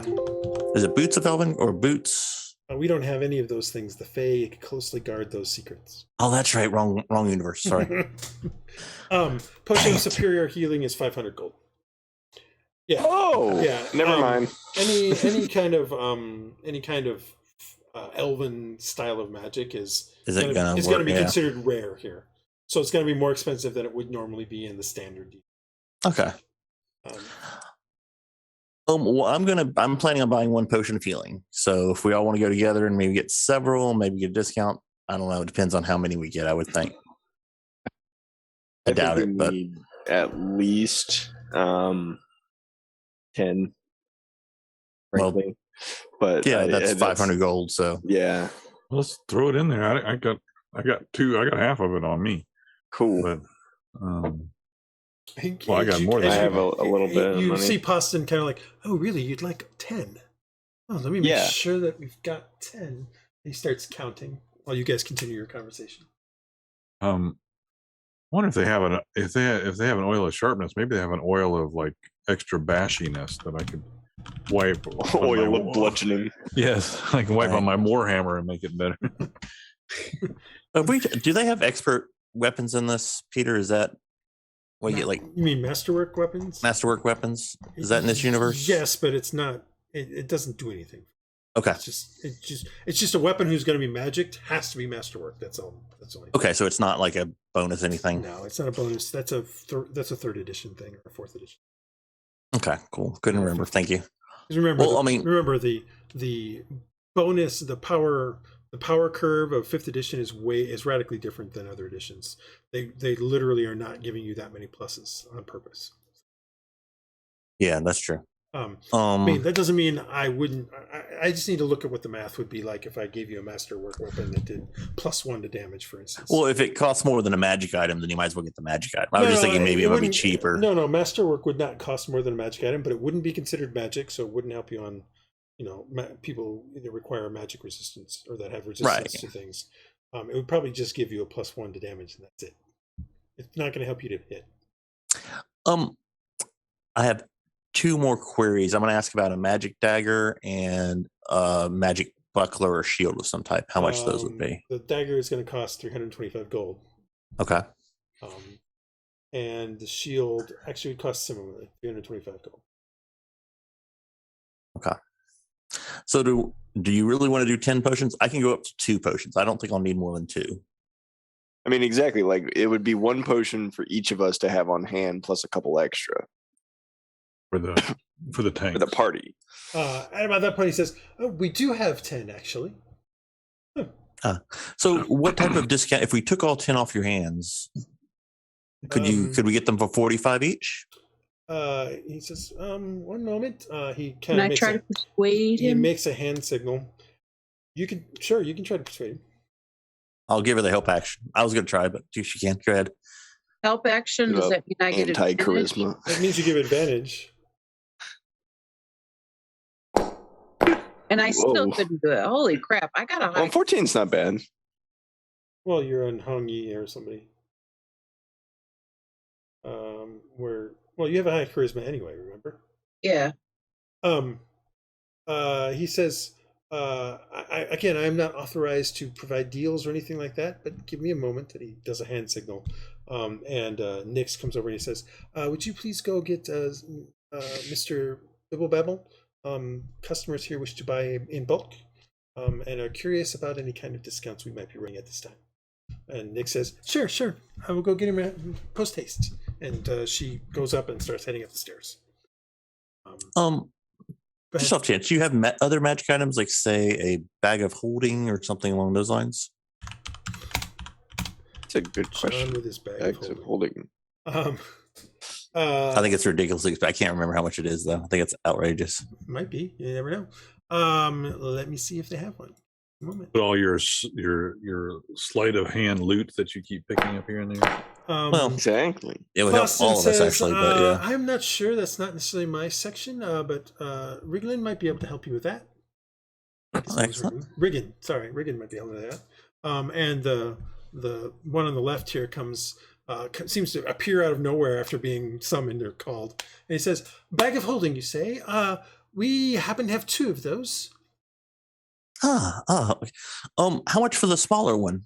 They're both the same size. I need that, but anyway. Smaller one. And they both, either one of them will cost you 550 gold pieces. Ooh. How much do we have to spend? So, Party money? so if we did 10 healing potions and a bag of holding, that would be 1,050. Could you come down in the price a little on that? Well, they're working on it. Yeah. Riggin says, "I'm sorry, we are not authorized to do these sorts of things." Yeah, where's the We're guy? waiting on the manager. Yeah. That is Mr. Bibblebubble. That's where I'm going to go Mr. with this. When the Bibblebubble. guy comes out, Bibblebubble, actually. yeah, when the guy comes out, that's kind of where I want to. So after a couple more moments, you hear a voice at the top saying, "Oh, they're looking for a discount, are they?" And you see, I have a picture of Zilston. Oh no, is this the same guy as before that we insulted? But yeah, that ran us out with our axes. Is your axes? Well, this time we're actually doing something to earn. And we haven't mentioned it. Yeah. We haven't seen him, have Yeah, we? you have. He ran you out of the store because of the axe. That's right. He says, "I see," and he kind of starts to come down the stairs, and he looks and he says, "You." Who's he looking at? I told you never to come into my store again. We have money and we want to buy things. Can't we just move on? You have brought cursed items into my store. We didn't know what we had. Listen, I'm sorry. Okay, we just didn't know what we had. We didn't bring them back. We've come back without our. Oh, you have brought them back because you can't not bring them. Oh, that's right. They're cursed. Well, I don't have mine, but anyway. Yeah, I have mine equipped. Yeah. I mean, Hylough, you don't have yours because it was stolen. Yeah, I didn't miss it enough. We do apologize for that. Hold on, Marcus. Of course. At this point in time, when he mentions that axe, you find that your hand has actually gone into the spot where you keep it, and it's clutching it. Yeah, that was on my list of things to do also. But anyway, try to remove my hand from the axe as give me a wisdom subtly saving as throw. I can. Give me a wisdom saving throw. Interesting. Joy. We're never going to get by. We're going to have to pay somebody else to come buy our stuff. Well, no, we can just go to another town. He might still sell you stuff. I'm not. You should. Right now, we're trying to resolve the fact that Marcus has his hand on the axe and can't seem to take it off. Yep. Do any of us notice Marcus's struggle? No, Marcus, unfortunately. Yeah, you are unable to take your hand away from it, and there is a faint whisper in your mind of, "Take me, release me, strike him down." Fun. I'll be outside. I'll be outside. So I'll just shaking my head. You don't go outside. I can't go outside. No, okay. You didn't make the saving. You didn't make the saving throw, so it's not at the point yet where it's trying to make you is going to force you to do it. But it's whispering. This is the first time you've heard something in your head. Kind of definitely urging get you rid of these things. Like I said, it's on my list of things to do. Anyway, he comes down all the way and he says, "Do you have these things here today? If so, be gone." Well, I don't. I just want to buy the. Try to leave the building again. Okay, give me one more wisdom saving throw. So I don't have one. I don't think. No, the only people who ever had one were Marcus, Dresd'a, and. Wow. and Hylough. Hylough's was stolen while you guys were in the market. a few days back. It would be basically 3 or 4 days back now. Dresd'a has never really tried to touch it ever since. It's equipped, but she hasn't really done much with it. She's been mostly using a bow. It's just Marcus who pulled it out to show it to him, and then that kicked off the whole thing. Yeah. Ooh. That kicked off the getting kicked out of the store, and also kicked off him wanting to covet it and use it more and more. Interesting. Yeah, which sucks. Yeah. You want to leave in your head. You want to leave, but your feet are not responding. I'm looking around the store. I'm trying to see like what's someone. Can I notice him and like try to pull him out and? I mean, you see his hand is sort of at his belt. And you're pretty sure he has weapons there, so it's not. I mean, it's not a huge logical leap to think that maybe. Yeah.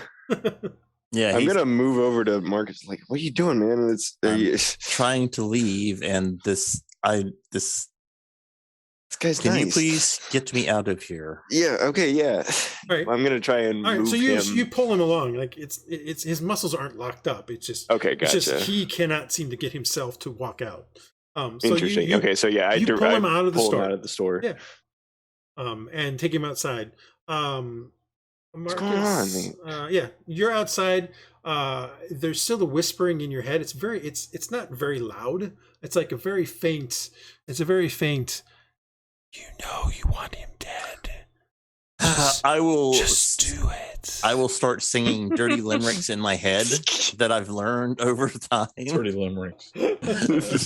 Over and over again to counter this. Give me this. one more wisdom saving throw with advantage because you're outside and all that sort of stuff.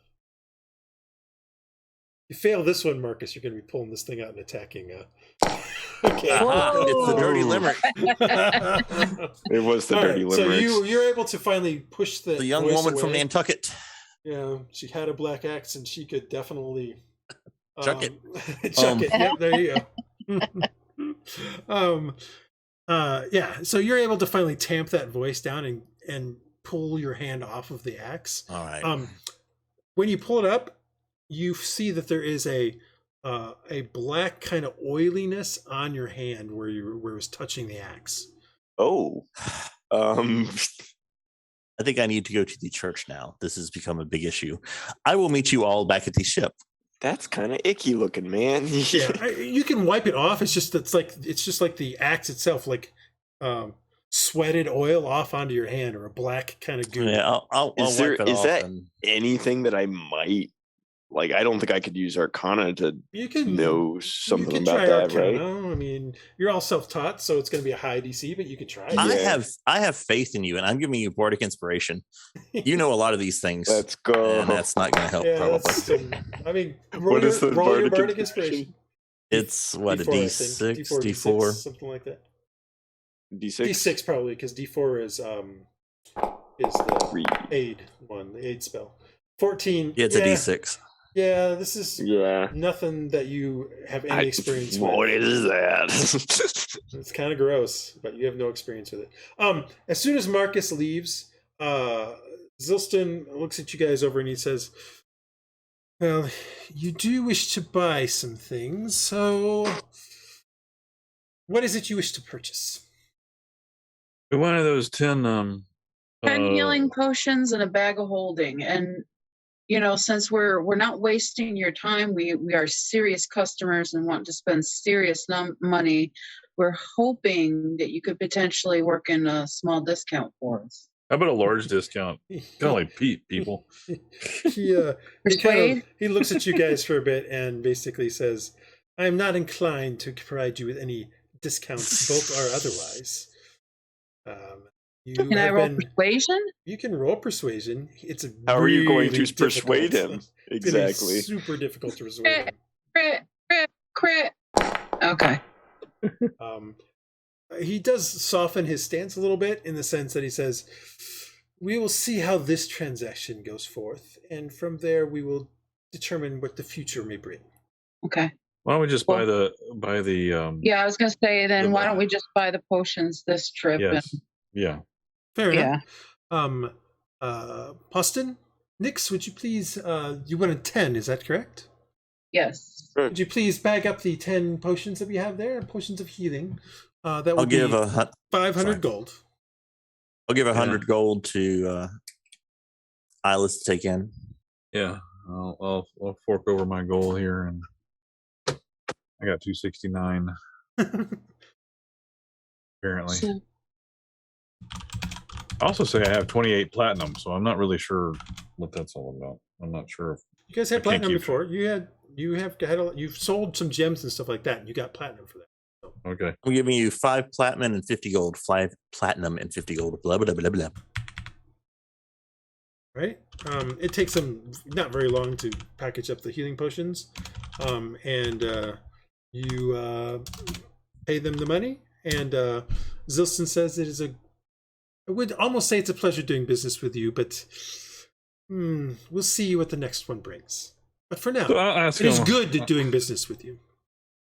So just ask him, like, you clearly understand what these things that we have these axes that we accidentally come across. We had no idea what they are.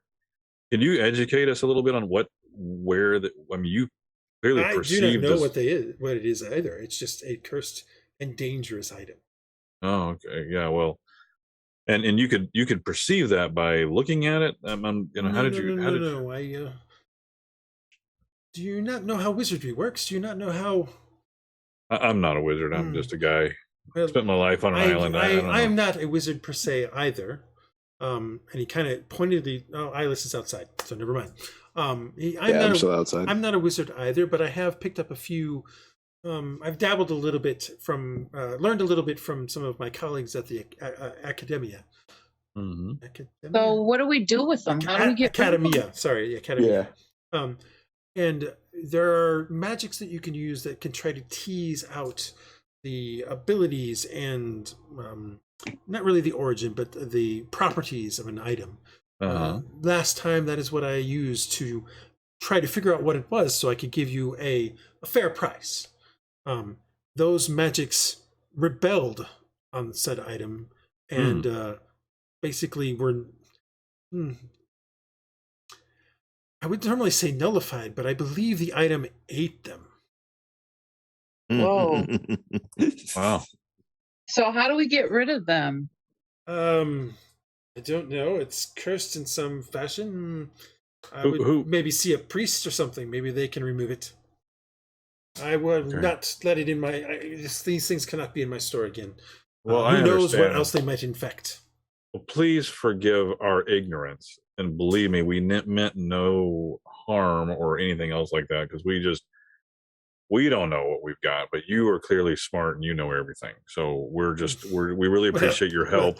I try. Oh, could I sneak it inside the bag of holding? Can you sneak what? This is mean. Sneak what? What do you want to do? Steal the bag of holding. You want to try to No, she wants to sneak the axe into the bag of holding. In the bag of holding. But I think she's just talking out of her butt. I mean, you can try. I do. I want to try, but you're gonna have to do a sleight of hand check. Oh, man. Okay. Not with him around. Not with him around. Maybe when the little short clerk's not looking. Oh gosh.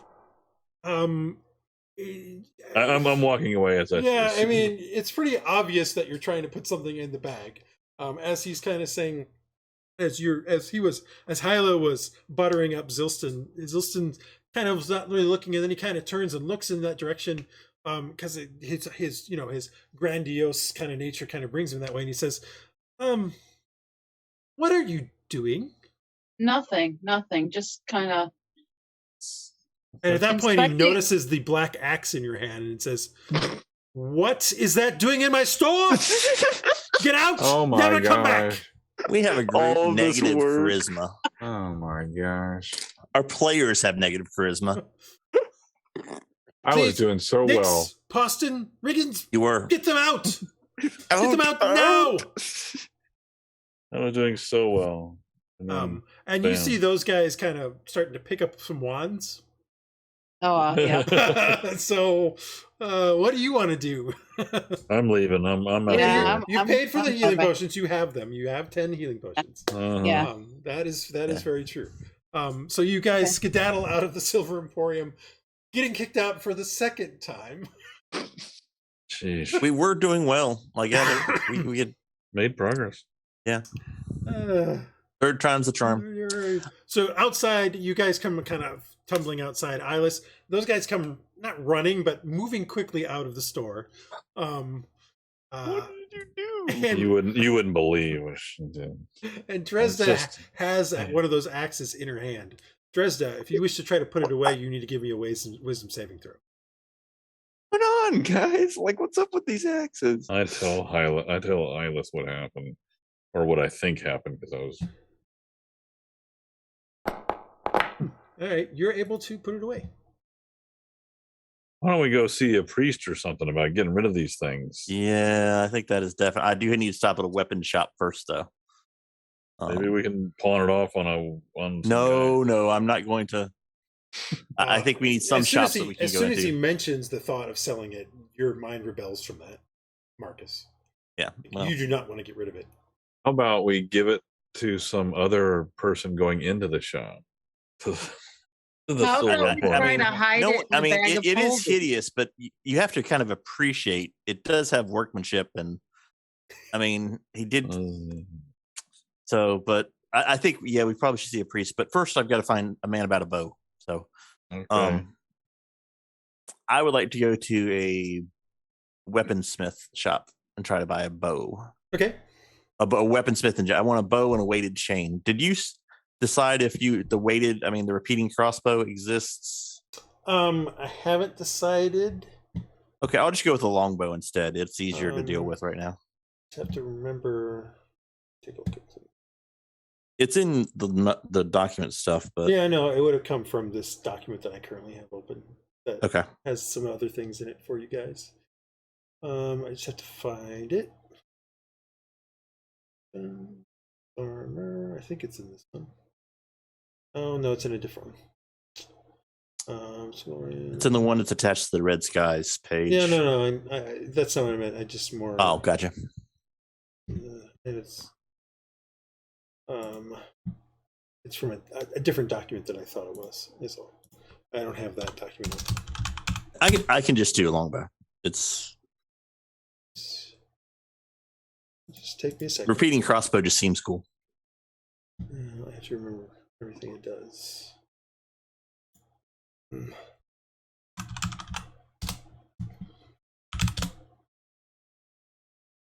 Just do. Oh, that's great. This is not helpful. Let's go do the curse first. No, it wasn't helpful. Searching for weapons brought up like literally 50 documents. Oh, gotcha. And I'm just like, that's not helpful. But I found the right one. I found the one I'm looking for. Let's see here. Simple melee, crossbow, repeating. I don't know what reload 3 means. Again. Oh, that means you have to reload it after 3 shots. That's what it means. Yeah, it's a reload 3. But with a bonus action, you reload it, and it'll help me when I eventually get higher levels as a warrior. But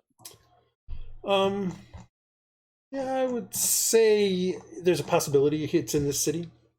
I mean, you'll have to do an investigation check to see if you can find a place that has it, because not every weaponsmith is gonna, and it wouldn't be a weaponsmith. Not every Fletcher Bowyer would potentially have it. It's gonna probably be a specialist kind of guy who's gonna probably have it.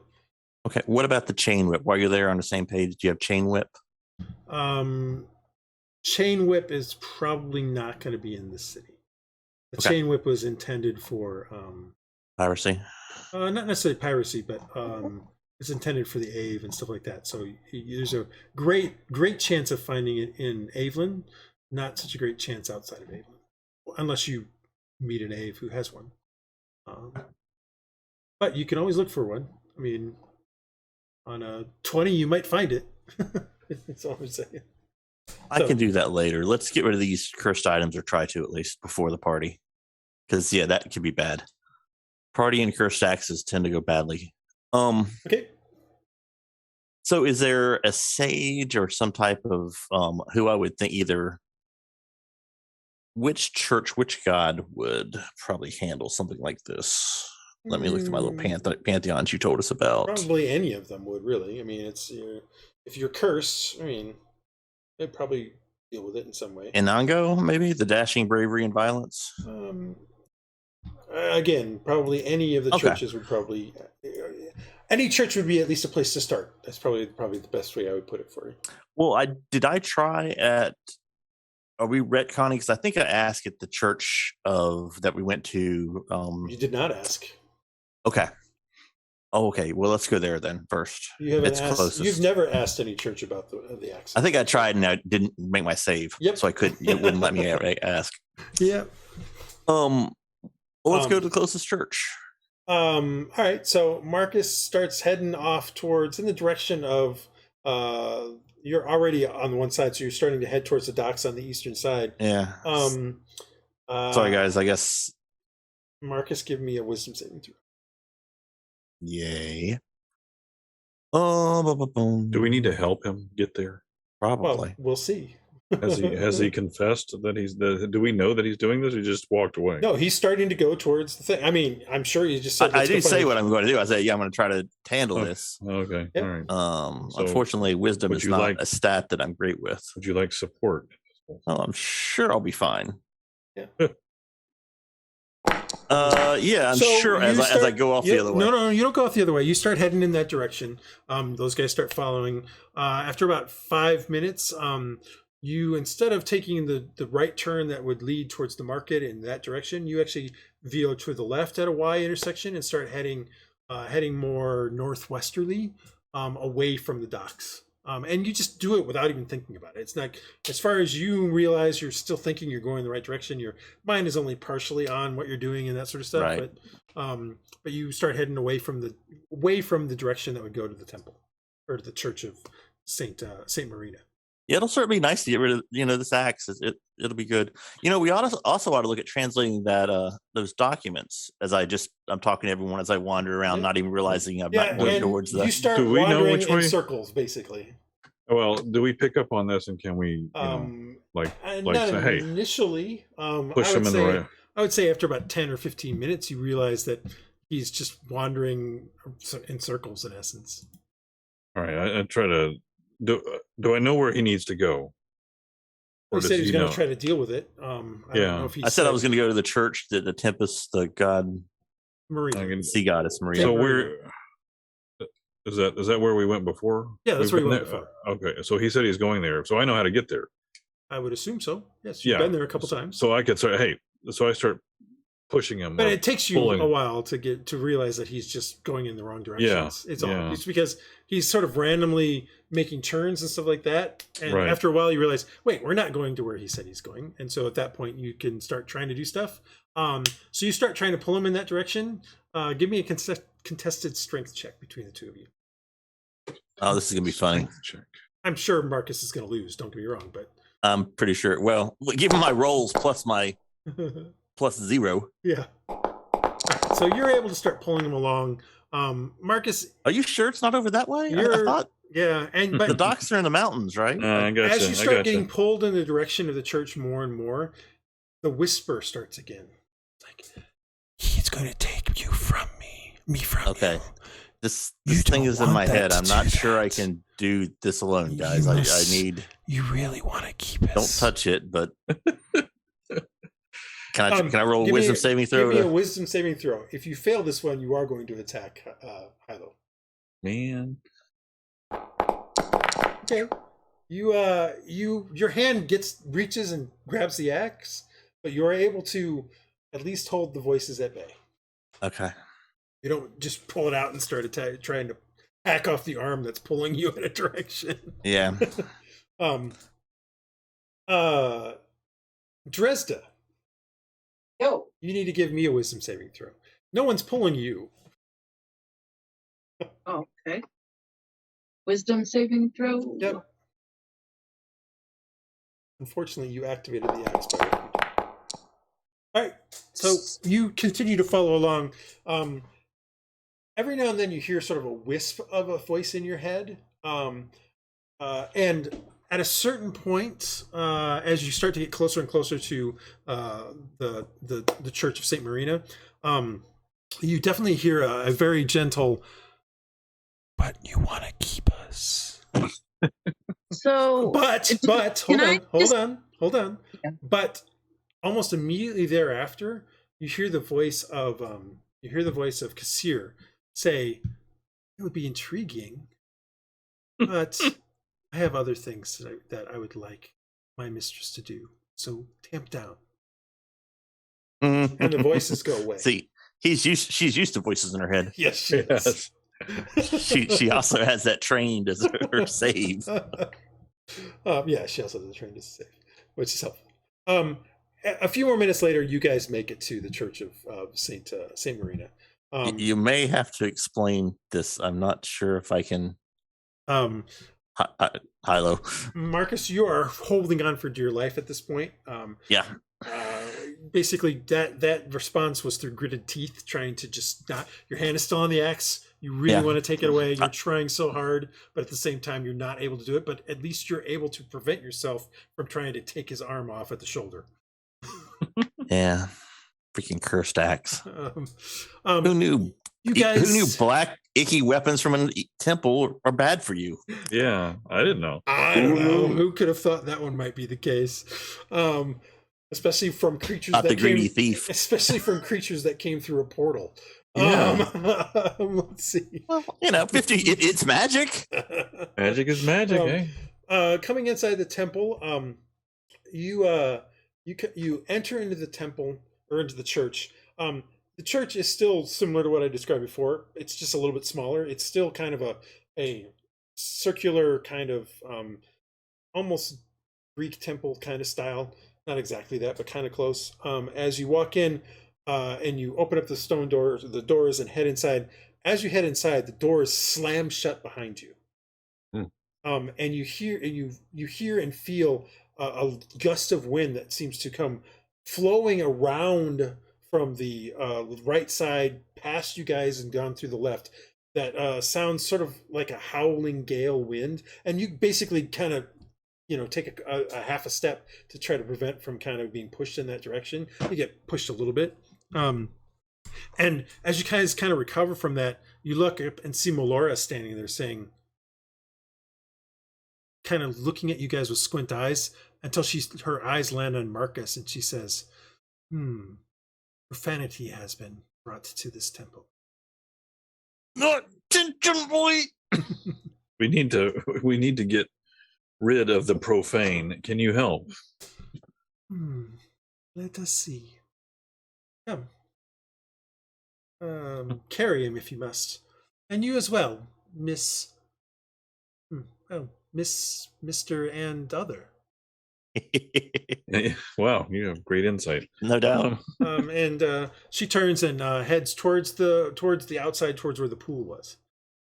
Reaching outside, Marcus, give me a wisdom saving throw. Yep. Uh-oh, here we go again. We have started to reach the point of pain and suffering. Like pulling wisdom teeth. Oh, okay. Hey. Your hand is still on it, but you do not feel, you're not pulling it out. That being said, you don't also want to move forward. So Hylough, give me a strength check. Here we go. In this case, Marcus, because of your saving throw, you're not fighting him, but you also can't move yourself. So Hylough just picks you up and carries you into the other room. Dresd'a, you follow. Do you follow Isn't humiliating at all. That's a little not humiliating. at all.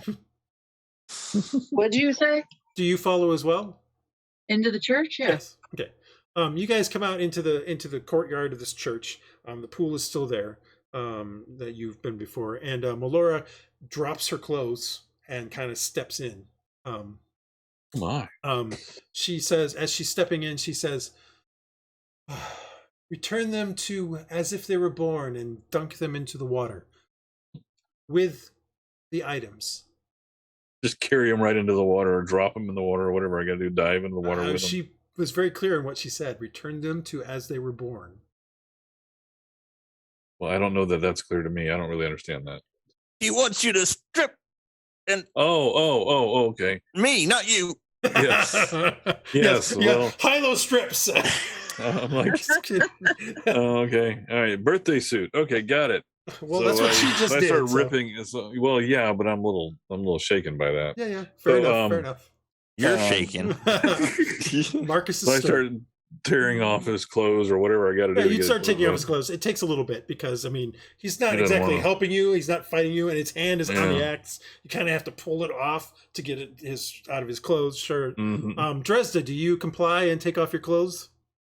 I sure do. All right, so you drop it, and Dresd'a, you walk right in. You still have the axe in your hand, but you walk in.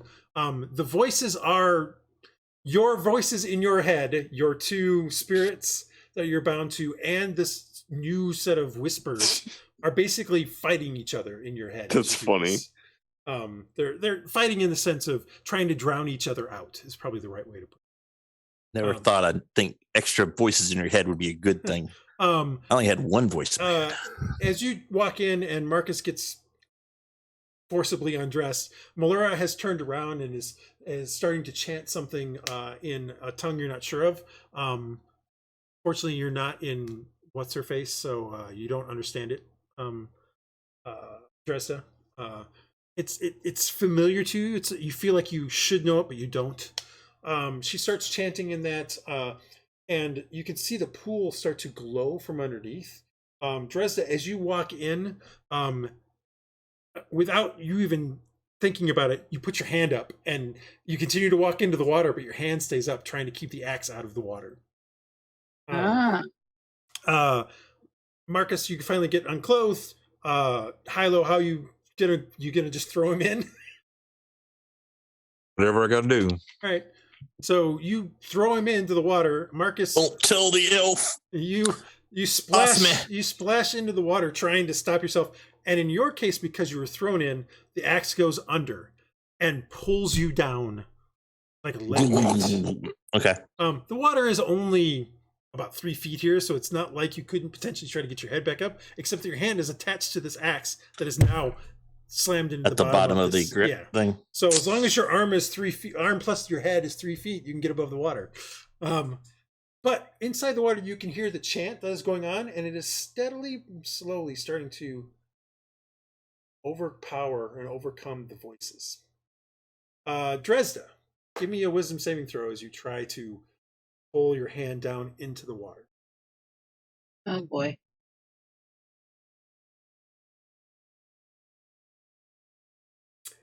Without even thinking twice about it, you notice that your hand's up, and the two other voices that you are expecting in your head surge, and you just bring the arm down and dunk this thing in the water, and it suddenly, that's because my vestiges got my back. And it becomes like a lead weight that just starts pulling you to the bottom.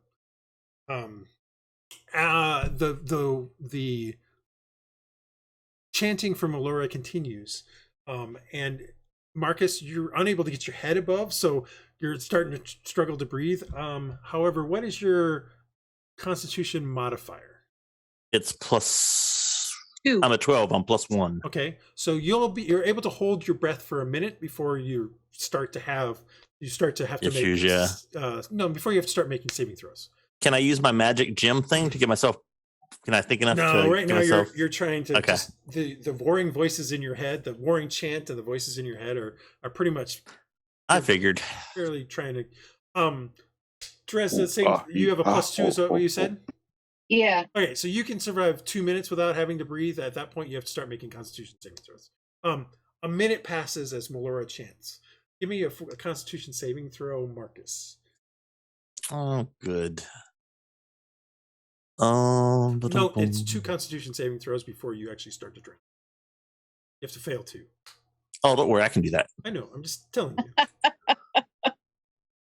Oh, yep. See, there's the first one. You failed the first one, so your spots are starting to come before your eyes, and inadvertently, without even thinking about it, you try to take a breath and bring in a bunch of seawater, or a bunch of water, which is seawater because it's coming from the sea, and then just cough it back out and try to close your mouth again. But the damage is done. You now have water in there, and you're in essence starting to potentially start to drown.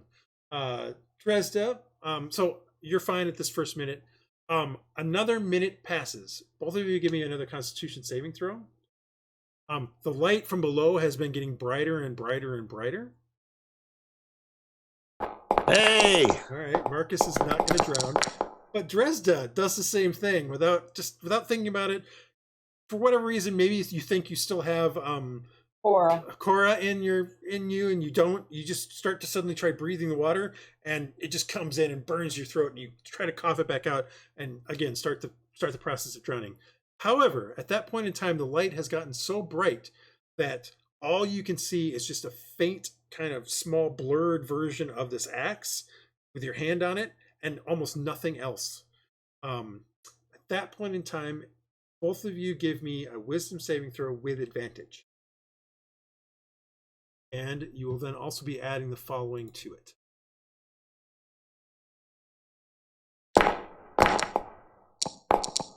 Not great. Dresd'a, you release your hand. Marcus, 13 is not enough. Rolled terribly on my blessed. I'm sorry. Yeah, that's okay. So you keep rolling on your hand. Give me another Constitution saving throw. Can I, since I'm in the water with him, can I try to help pull his head up so he can breathe? No, it's the axe that's holding him down. You can try, but it doesn't help. All right, so you make the Constitution saving throw. You're still, your lungs are burning. You can feel water in him. You feel waterlogged. You're starting to feel really, really tired. You just want to let go. Give me another wisdom saving throw with advantage. Advantage. Yep, and one more bless. If you don't make it on this one, this is going to be Yeah, you go ahead and jinx me next time. with another +1. Why am I only running around this? All right, 18 is enough. You open your hand just reflexively, and you basically come back up out of the water. Now that you're not being weighed down by the axe, you come up out of the water and breathe and start coughing. You notice that Dresd'a is over on the side, also doing the same thing, coughing, buck naked to the world. But you're no longer hearing the voices. You no longer have the hand on your axe, and you see Melora.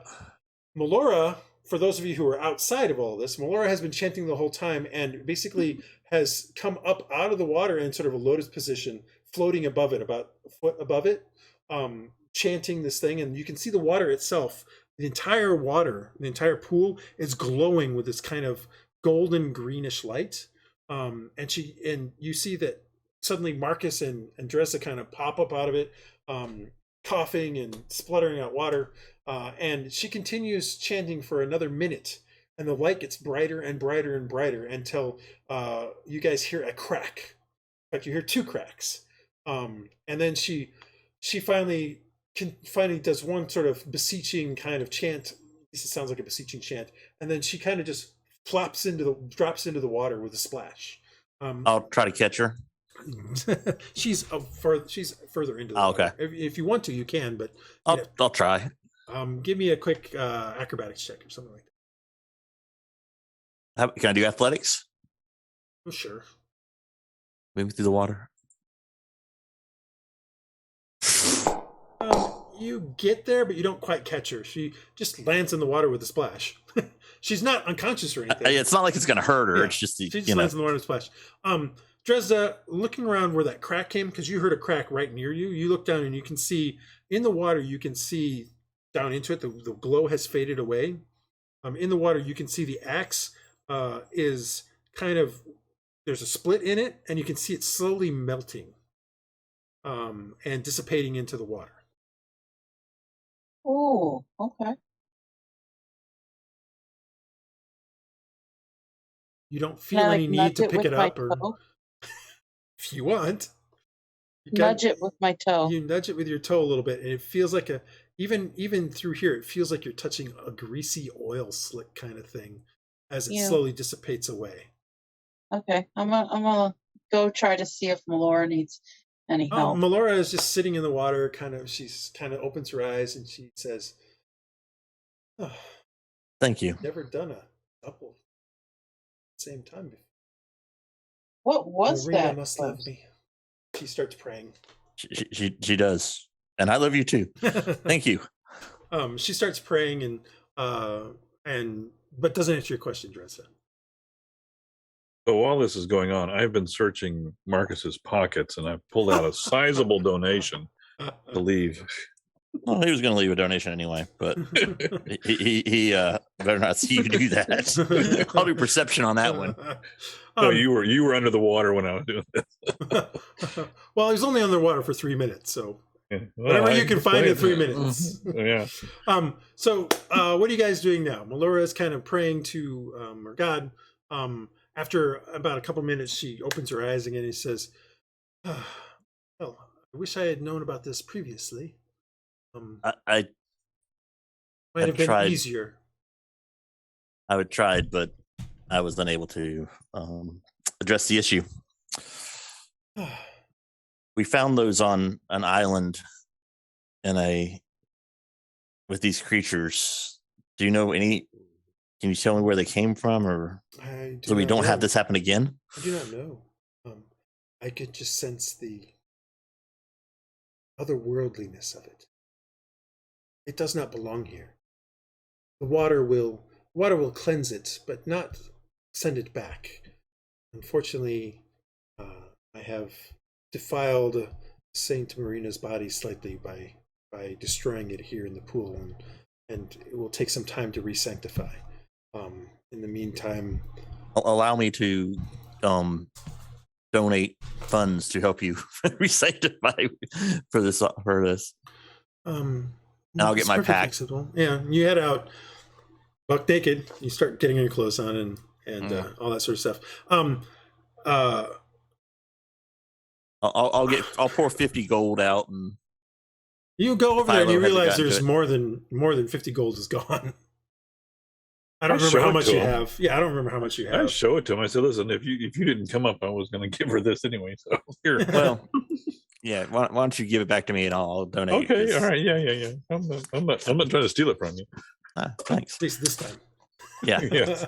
So yeah, I'll give 50 gold for donation. I'm not like you. We all can't be this good, I guess. I guess so. But I appreciate your help. I would say, Marcus. I would say, John, as your character, Marcus would realize that more than likely 50 gold is not the going rate for a remove curse. So what is the going rate? Because I would give whatever the going rate would be. About 150. Okay. I will give her 150 then. Is that each or total or whatever?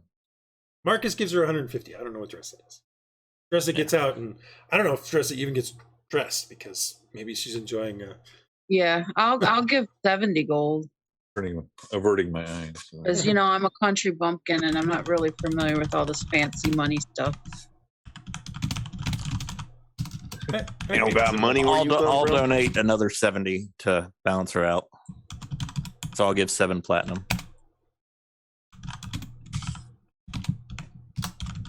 Okay. This is expensive, stupid axe.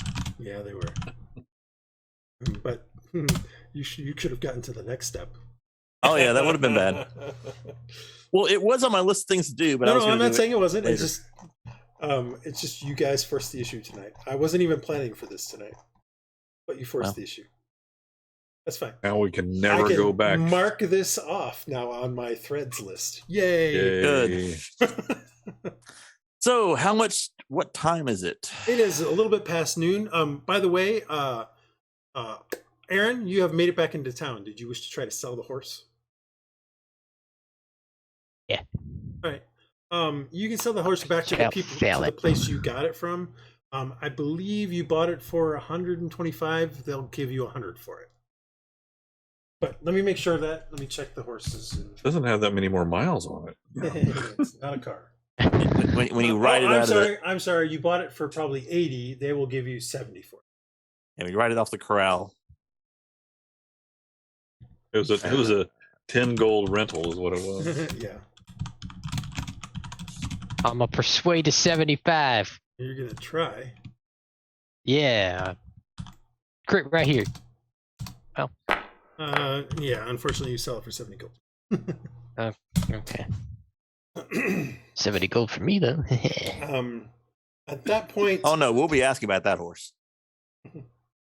What are you guys doing next?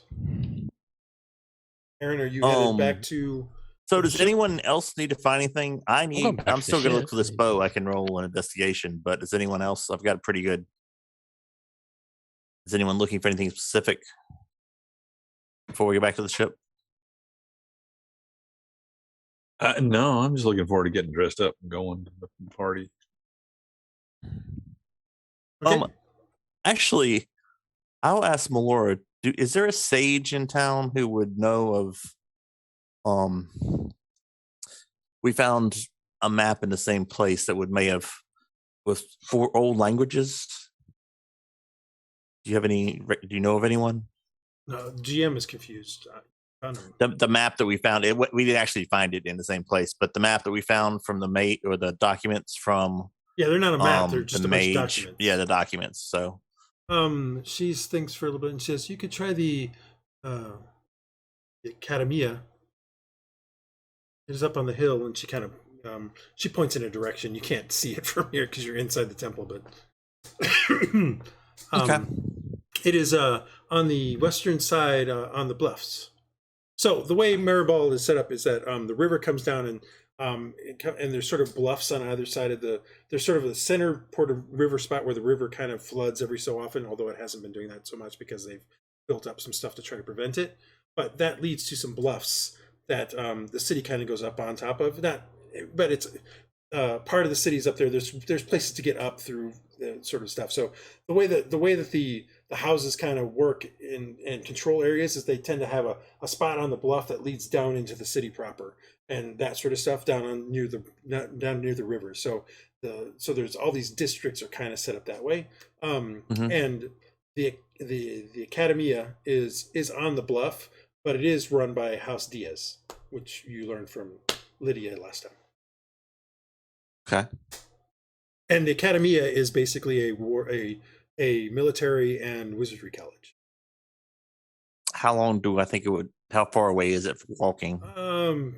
Maybe 30 minutes. 45. Maybe a quarter mile or 3/4 of a mile. Like the city itself is probably like a mile wide at the largest. Like it's 20,000 people in what would be considered the medieval times, which is, people were packed pretty densely. Well, and I have to go back and we have to go back and get it at some point. So I'm just going to do an insight to try to find investigation. Investigation to find what? To find if anyone has that repeating crossbow. Okay, give me a roll for that. Does anyone else need anything while I'm rolling? Like I said, you kind of meander through the districts and kind of question various bowyers and weaponsmiths as you go. Eventually you find out that yes, you think there probably is one, but it's up nearer to the where some of the villas and houses are. So as you get kind of closer to the bluffs and things like that, it's they kind of say, hey, that's usually only bought by the noblemen's and the noble houses. It's probably going to be expensive. Okay, well, can you point me to a bowyer? Well, I mean, this is from one of the bowyer guys. Oh, okay. You that. Like, the way you're finding this is you're actually finding different shops on the way and go, hey, I'm looking for this. And like, no, I don't have it. Eventually you find a guy who knows of somebody who has it, but he basically is warning you that it's something only the noble houses typically buy. Oh, I wasn't aware. I'd heard of it in the travel and thought it would be interesting. Do you have a longbow for sale? Yes, he does. I would like to buy the longbow and some arrows. Longbow would probably cost a lot. No. Longbow is going to cost 55 gold, and arrows are like 10 for 20. I don't think they're that much. Arrows are 1 for 20. Okay. Do you have any magic arrows? The bowyer does not. He's like, if you were looking for magic arrows, the Silver Emporium probably has what you need. Yeah, right. The anvil has a monopoly on all magically created items created with magics in it. And the anvil is a guild, so. Okay, so I'll buy those. I'll buy a longbow and I'll buy 40 arrows. Okay. And a quiver along with it, I assume. Quiver, more money. dude.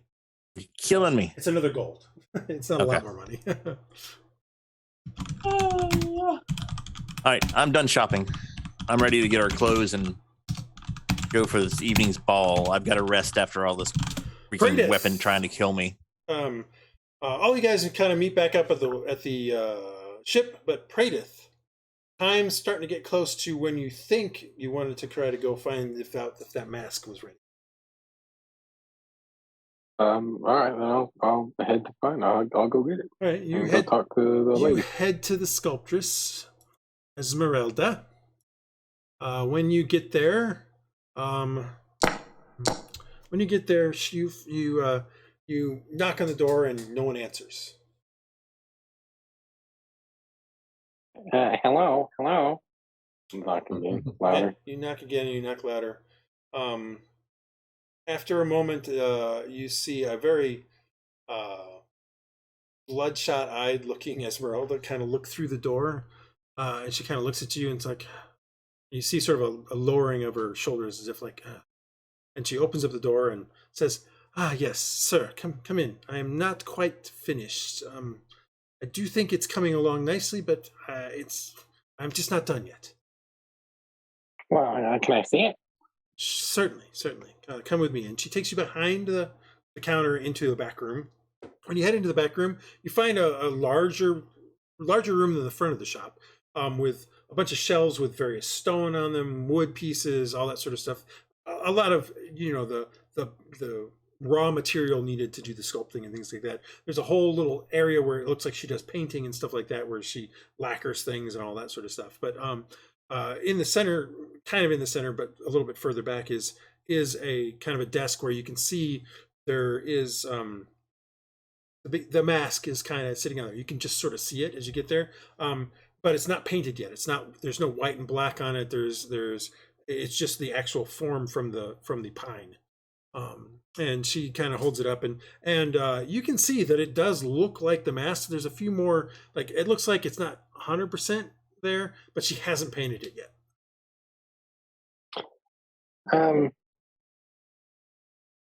How about I pay you for what you've done now? I go show it to the person that I'm getting it made for, just proof. Then I'll bring it back for the finishing touch. Either later tonight or tomorrow. Okay. Yes, whatever. You're the customer's always right. You're the customer. If you wish to pay me for what it is currently at, then I'm not going to say no. Yeah, we'll do that then. All right. She kind of picks it up and hands it over to you. You pay her the other 7 gold that is needed, and she says, "It's a pleasure doing business with you. I look forward to your return so I can finish the piece." Pleasure. I'll leave and try and I don't remember off the top of my head where she said we were going to meet, but I'll head there. The 2 palms. Right. All right, so you're heading to the 2 palms. Let's see here. Some time here to the thing. You head down into the dives and eventually make it to the 2 palms. Now, the 2 palms is sort of a shack. As you come up to the shack, there is sort of a tavern in the top bit. Looking around in that shack is a bad term. It's just kind of a ramshackle building. Coming inside, you can see that there's the tavern here. Looking around, you don't see Lydia anywhere. You don't even see the halfling anywhere. What do you do? Pretty go get a table. All right, go sit at a table. Clearly a barmaid comes up and says, "What do you have?" Got some elven wine. Hey, this guy thinks we got elven wine. The whole bar starts to laugh for a moment. No, we don't have any elven wine. How about just some ale? Exactly. See? That's basically elven wine. If you say so, I'll be back in a minute. So, about a minute later, she plops a beer stein in front of you, an ale stein in front of you. That's basically you have to two hands to hold on to this thing. It's meant for humans, not for nuts. Mm-hmm. How long are you going to wait? What time of day is it? It's about 1 o'clock, a little past lunch. It's not. I mean, it's not like he's busy until the ball. Yep. So we said like kind of afternoonish anyway. Okay, so you're gonna wait for a while. Until how long? Until 3? Yeah, that's what I was thinking. Couple hours, like 3 or so. Okay. Mm-hmm. About an hour into it, the barmaid comes up again. You've been drinking that. You've been nursing that one ale, and she's like, "Do you need anything to eat or anything? Are you waiting for somebody? You got anybody else coming?" Well, I am hoping that somebody else will show up so I can talk to them, but they have yet to appear. Got a description or anything? Because you know we have a lower bar, right? Oh, because you don't see any place to fight up here. Now that you think about it, there's no fighting pit or fighting ring anywhere that you can see. This literally is just a tap room of some sort. Well, it's the lady. It's the with the mask. I show her the mask. You say the mask, and she kind of looks like, "Don't mention that name here." Oh my God. Oh. You also notice that the guy behind the bar kind of looks over at you a little bit, and then kind of nods for her. She kind of looks up at him, and he nods at her. And she comes on over, and they speak for a little bit together, and then he kind of says a couple things, seems to nod to a stairwell that you can see now that you're looking around. And she comes over, and she kind of leans over to you and says, "You're looking for her. She's downstairs. Been down there for like an hour." Oh, well, a little embarrassing, but I'll head down there. Thank you. No problem. You pick up your big ale and start waddling towards the stairs because this thing is huge. Absolutely. He's definitely not leaving that. He's going to drink one drink. And you head down the stairs into a room. As you start to come down the stairs, you hear some shouts and things like that. It's like, hit him harder. And it's very clear as you get down to the stairs, you come down to another lower kind of tap room. And as you come down and look through, there's an open kind of archway, and in there you can see a bunch of people kind of looking down into a pit, and they're kind of shouting and cheering and that sort of stuff, and you can hear the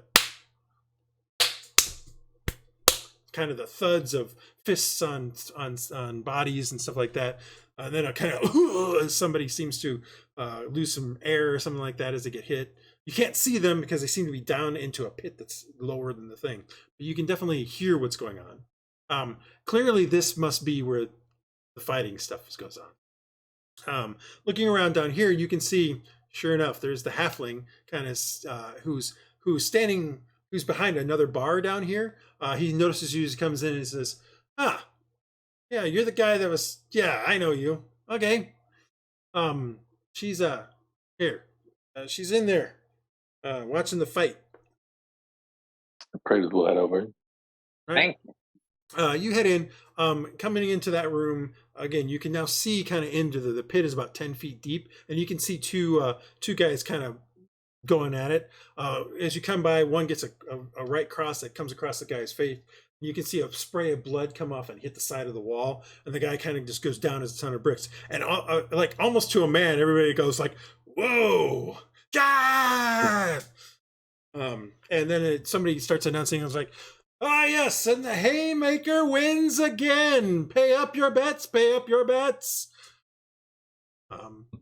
And you notice that a bunch of people start going over to what looks like a bookie table.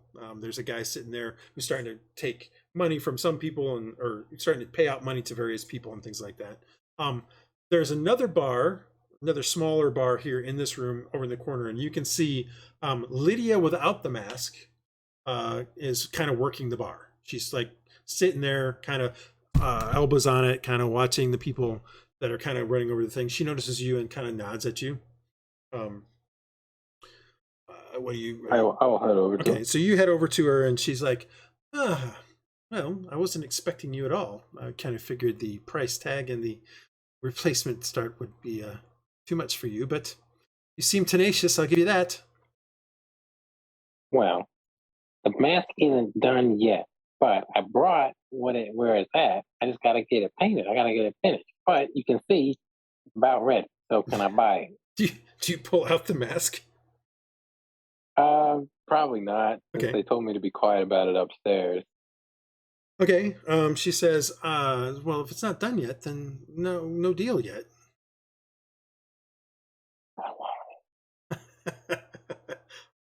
Do you actually say that out loud?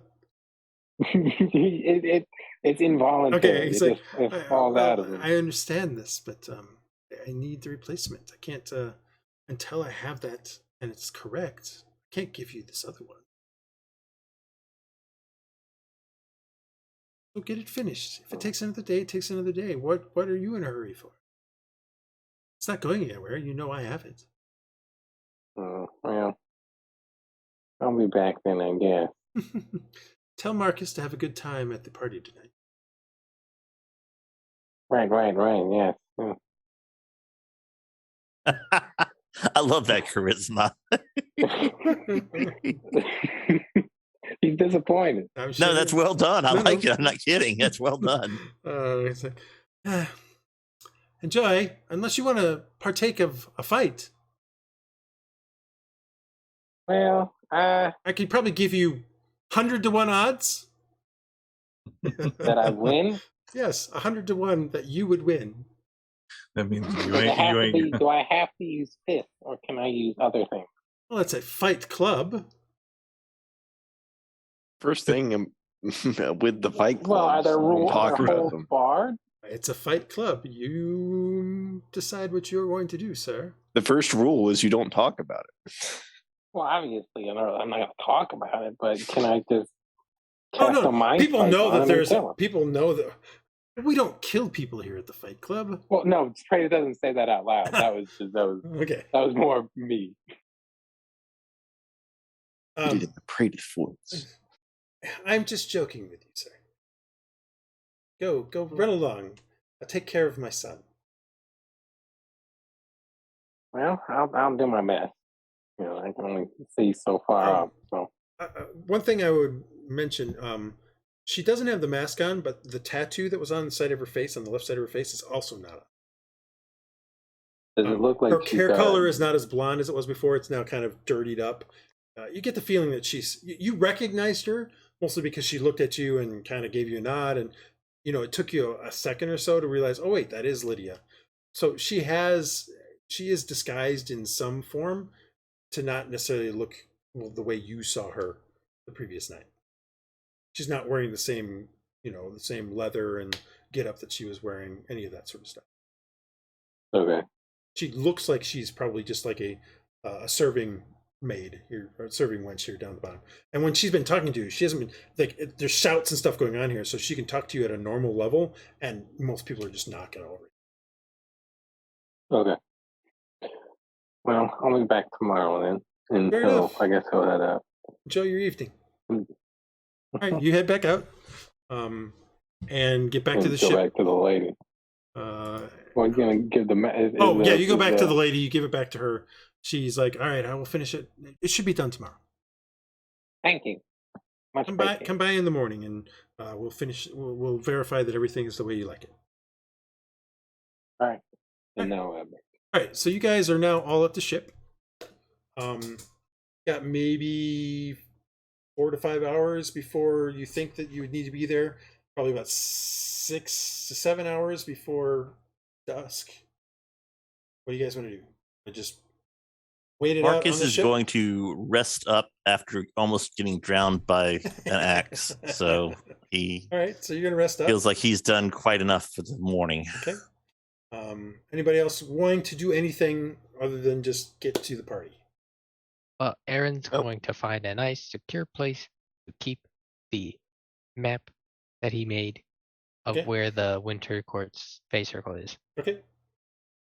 Anybody else? I'm gonna grab one of those those ledger sheets or whatever we found in the hold Mhm. that were inside the wall, Huh? just to keep something on me, keep them on me, so in case we find somebody that could help translate them or something like that. All right. I thought Praedyth had them actually. Oh, Because Praedyth can read them, he just can't decipher them. Like he can read it, but it's in a code. these are the ones we found in the walls, in the walls of the ship. The ones in the walls of the ship. Praedyth had them last, as far as I know. Okay. I mean, we can leave them in the captain's, like a lockbox or something in the captain's office or something if you want. Okay, that's fine. So they can be easy access for everybody. So we probably need to just spend some time thinking about it or focusing on it to maybe trying to figure out. Yeah, you read it and then we try to think about what he can read it. It translates into words that are words. The problem is the words don't make sense because they're written in a code. You're 100% sure this is written in a code. You're just not sure what the code is. Okay. We just need to spend time deciphering it. Really. Yes, you have to decipher the code. Okay. All right. So that's not going to help me to. Okay. So. I mean, you guys can spend time to decipher the code. That's what I'm saying, Hylough. Is that's where you're at with those things. Like because Praedyth can read anything. He can read the actual stuff, but what comes out from his reading doesn't make sense because it's in some kind of code. So the words are mixed up, or the letters are mixed up, or something. Something is just you guys are gonna have to spend time to figure out what the code is. That's all you have to do. Okay. But that doesn't mean you couldn't take it to a sage and try to get help. That is 100% something you can do. I'm just saying that's where you're at with it. Right. Well, if you want to give it a try while we're waiting, we can do it. Oh, we could, or we could just skip to the party. I don't know. I'm not really. It doesn't matter to me. I kind of want to skip to the party. So. Let's do it. All right. We skip to 2 hours from now, where you guys go and get your clothes. Anybody need help with their ties? I can help. Aaron goes and gets his clothes. Actually, I think the rest of you guys got your clothes that morning. Or else, yes, that was one of the things we were doing. Yeah. So you guys get your clothes. And everything there, and then an hour after that, when do you guys want to go? Do you want to be fashionably on time, fashionably late, a little early? When do you guys want to go? I'll go a little late. I'm going to be on time. You're all going to go at different times? Great. Yeah, that'll be awesome. I'm okay with on time or fashionably late. I'm gonna push them to get there on time. I'll see whether I can get them to do it or not. I feel like I owe Hylough out the door so like I'll 3 back up hours the on time. All right, so you guys are gonna try to be is asking whether they saw on the Evite whether pets were allowed. Evite. The Evite. There was nothing mentioned about pets. Well, then the Raven will come. All right, so you guys head over and make it there about an hour before dusk. Where you head is where you head into the grounds where the festival is at. So the where you previously went, where the Hylough was, where the various stalls of food and stuff like that are. Getting into there, you can see that the place where the Hylough was is now empty. There's still some of the gouges from where some of the stuff hit when it landed, but the actual Hylough and clatter trap and all that sort of stuff, they're gone. Not sure where they're at, but that stuff has been closed off. You head past that and come up to the mayoral residence. Not mayoral, the Duchess, the Dookie. The Duchess's crazy. The Duchess's civic residence. Yeah, you're pretty sure it's not her main estate or anything like that. It's probably where she stays in the city. But it looks nice.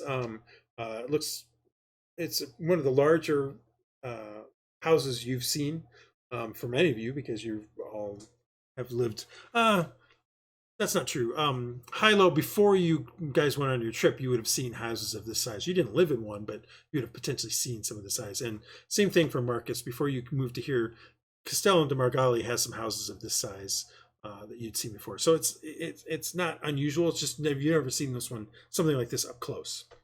Reaching the gates, you present the invitation, and two of the silver armor clad men look it over for a little bit, and then one says, The one says, "All right, please follow me." Actually, he says, "Give me 1 moment. I will get you your escort." And about a minute or so later, he comes back with an elderly gentleman wearing a very nice waistcoat and hose and that sort of stuff. Sort of the current fashion isn't this. It's sort of more of an outdated fashion, but that's what he's wearing. He says, the crew of the Widowmaker, I believe. Is that correct? That's us. If you would please follow me. The ball is in the Mirror Garden. Please follow me. And instead of going straight to the house, he goes up towards the house a bit, and then he follows another path that goes off to the right that then heads around the house. As soon as you come around the backside of the house, you can see that this house is basically overlooking a low bluff. It's sort of on a low bluff that's overlooking the river. And you can see, as you kind of look out over this, you can see the river kind of meandering, some of the city down by the river. You can see the bluff on the other side. Actually, looking at it from this side, you can actually see that this is sort of facing towards the Academia. You can see the actual towers of the Academy up there. And you come down, you kind of continue to follow that, and you can see this goes down a set of steps. And as you're going down the steps, you can actually see down below there are several walled gardens is not the right word, sort of hedged off gardens. And you can see a bunch of people in one that's sort of paved, stoned work with a fountain in the center and sort of a mirror pool that kind of surrounds the fountain. With some statues on another statuary on the other side, and like I said, some hedges on it, that sort of stuff. In fact, I'm not sure why I'm describing this way when I can just do this. Right one? Yes. So you're sort of seeing this as you come down the stairs from around behind. It's slightly lower behind the house. That's pretty cool. As you guys come down in, you reach a certain point as it kind of starts to get to the walled portion of this, and the steward turns back to you and says, how shall I announce you? Crew of the Widowmaker is fine? It's fine with me. Yes, that's fine. And heroes. Heroes. And friends. Crew of the Widowmaker. So you guys get to approximately where you're at on the map, and the steward goes, I present the crew of the Widowmaker. A bunch of people kind of a few people look up, but not very many. And you see, there's maybe about, I have a bunch of people in this map because I put pretty much everybody who will be at this party in the map, but not everybody's here yet. You see probably about 20 people kind of milling about, going to various stations where there's some food and things like that, some drinks in a few places. They are wearing some finery that's a bit finer than yours. Not unexpected, given the fact that the Duchess thrown this party. You're expecting at least a good portion of a portion of the guest list to be from the noble houses, probably from the wealthier guilds and that sort of stuff. You can see that all along the left and right side are a bunch of statues of various people. You're not sure who they're of, and you also notice that there are more of the silver armor clad guards kind of stationed around the perimeter of this thing. Looking kind of in the center near the fountain, you see a woman, an elderly, a middle-aged woman is probably the right way to put it. She is she looks somewhat familiar because you have seen her before. You saw her a couple days back when she was kind of walking through the crowds with some guard around here out near the festival. And when you heard them calling "Make way for the Duchess," this is clearly Duchess Contessa Marabar. You can see that she is down here by the fountain itself. Next to her is a man, with salt and pepper in his hair. He looks like this. There is a scar along one side of his cheek as well. He is talking currently with her. They're kind of a bit away, so you're not exactly sure what they're saying, but they are talking. You also notice that there are maybe about half a dozen people, or probably almost actually 10 or 12 people kind of milling around these two. And as you kind of look around, you realize that there are sort of pockets of people here and there where there's kind of one person that seems to be kind of striding forward with 3 or 4 people around them. Sometimes there's 2 people. You get the feeling that these are higher ranking nobles, or at least more important people, that you kind of and this is sort of either sycophants or retinues, or people trying to get their attention, something of that nature. You kind of get that feeling, especially as one goes by in front of you, who looks like this. As she goes by in front of you, there are definitely four men that are kind of trailing about her. One of them, as you hears as you go by, basically saying, "Noella, we hear that you have been working to improve the mines. Is it possible that you can help us figure out better ways to?" And she kind of trails off. You kind of lose the voice as they kind of continue past. You're not sure who Noella is, but that's what she looks like. What are you guys gonna do? What do you want to do? Is there a receiving line for the Duchess, or is they just milling about? She's just in the center. You were announced. A few people looked, then they went back to their conversations. Well, definitely seems like it's kind of milling about people. Yep. Yeah, I'm gonna go up and introduce myself, actually. Okay. So you don't have to move yourselves on the map. This was just more so you were in the map so that you could see it. Get this out of the way. You hear Marcus say under his breath. All right. So you stride forward and start heading up towards her. As you get closer, you notice a couple more people around her that were noticeable before, but they weren't. They just weren't that interesting to you. You notice this person here,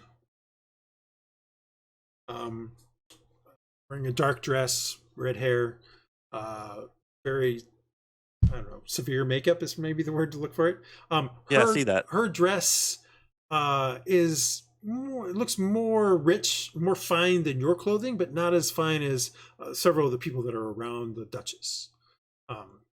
Also, as you close on the Duchess, you notice this person kind of standing, I wouldn't say right next to her, but back away from her. He's kind of standing, I believe it's right here.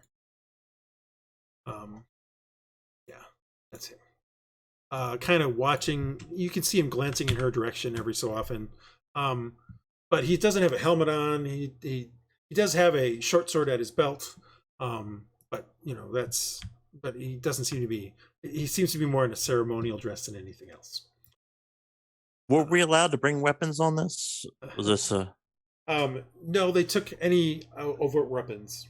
Okay, yeah, I figured I wouldn't bring other than a. I'm assuming my assumption is you put on your fine clothing, so you're not wearing armor. No. You probably have some items, like sure they might allow a dagger or something like that in. They're not gonna totally take away everything, but if you have a rapier or something like that, totally gonna take that. Yeah, I would leave the rapier with them, and that's the only thing. I'll bring that and a pistol, and I'll bring that with them. Yeah. Actually, I won't bring the pistol. I'll just bring the rapier. Okay. No, leave so that sort of stuff they'll leave you, like Hylough's warhammer not getting through. Yeah. Like maybe my wand of magic missiles might be. Yeah, the wand. What if we put it in there? Is probably fine. Yeah. What if we put a little ribbon around it on the sheath so it says a peace sheath? Okay, it's not something that's here. You get the feeling that most of the reason is not because of the weaponry or anything like that. It's because this place does a lot of dueling and stuff like that. They don't want to see a duel in the middle of the party. Ah, gotcha. That sort of stuff. That's the feeling you get. It's not like they look at you like they're probably taking your weapons because you're not nobility. But even some of the nobles don't. Most of the nobles don't have weapons. The only people you notice who have weapons are, as you kind of have been looking around and watching as you've been moving forward, are people that look like they might be like high noble. Can I bring my sling in? Can I secret my sling in my belt? Yeah, I mean, you can try to hide it. They're not. like I said, if you have a dagger that's secreted somewhere, Yeah, they're not I'll trying just to get a find dagger and I just want to establish dagger and a sling. Yeah, that's fine. They're not trying to search you too hard. It's like any obvious overt weapon that you have. So it's going to be hard to take that rapier in because you can't exactly hide it somewhere. But the dagger, sure. Yeah. So that's all I'm trying to say. Yes, I got my Warhammer. A wand of magic missiles, sure. Warhammer down your pants. They look at you funny and go, "Sir, would you please reduce the snake in your pants?" And then they take the Warhammer. Okay. But like I said, smaller weapons and things like that you can easily have. Sorry, go ahead. No, you go right ahead. I'm sorry. Go. I was just gonna Prince can kind of cut off down the side, slink off a little bit, and merge with his raven, kind of get a bird's eye view of the party. Okay. I mean, you start flying around up there. Marcus, is anybody else going with him up towards the Duchess? No. I'm thinking about following the other group that was chasing after the woman with talking about. You're gonna start chasing the blonde-haired woman? Imagine no, I'm not chasing her. I'm just trying to figure out what they were talking about, what they were asking her about. Okay, all right. So you start heading in that direction. Marcus, you're heading towards the Duchess. Anybody else? What's anybody else doing? I'll go pal around with Marcus. Okay. Yeah, I'm going with Marcus. I'm kind of mingling. I want to you're gonna see what mingling. Kind of people are here. You know. All right. Let me do. Iylis, let's start with you because you're going to be able to almost immediately start mingling with people. Yeah. The feeling you get as you kind of are walking through, and you probably stop at a food station and pick up a little bit of food, and the food is some of the best you've ever had in your life. I mean, it even rivals some of the stuff that was in your parents' place. I mean, he was basically a lord. He wasn't really high nobility. He was mid nobility, but you still had good food. It wasn't like you were eating like a peasant or anything like that. But this food ain't this good in a while. This food is really good. Eventually you realize that you're having basically a quail croquette, and the quail is perfectly cooked, and it's just you're like, holy cow, and start taking more of them until people start kind of looking at you funny. But you've noticed that as you're kind of going through here, it definitely the voice, the kind of the tone of the voice, the way that they're speaking is definitely more of a higher brow. I mean, if you think about it, like remember in the 20s and 30s, there's sort of that whole radio voice that the Americans put on to try to sound British. You kind of have that feeling of sort of the talk that's going on here. These people are upper crust, but not necessarily high nobility. Like that's the general kind of most of the people. It's not people like you. It's not people off the street. It's not tradesmen, that sort of stuff. That being said, as you kind of move to the next station, which has some drink, you come across to this man, and man here being this dwarf. He looks like this. And he's also partaking of a drink at that time, and he kind of looks over at you and nods, and his dress is definitely more on level with yours. In that sense, his beard is finely braided and stuff like that. This dwarf, but you notice that his hands are a bit more calloused, as if he's done an honest day's work. Most of the people you've seen up till now have had not that kind of look. He kind of, as you kind of start to drink your drink, he says, "Hi, I don't think I've ever seen you around here. Name's Ivor. I'm head of the Rasp. And you are?" Name's Iylis. I am a sorcerer. I'm just passing through for the most part. How did you get to this party then? I was invited, believe it or not. I do believe it. I was invited as well, and wasn't expecting to get into this at this early in my term as the head of the guild. Very excellent. What do you do? What is your guild? Oh, we are the farriers and coaches. Farriers and coaches. Excellent. Do you do that for the whole city, or is there other cities? Well, I mean, anyone who is a coachman or runs a coach or works with horses, stablemen, farriers, of course, that sort of stuff. They are part of our guild. Very cool. So for the city, yes. Excellent.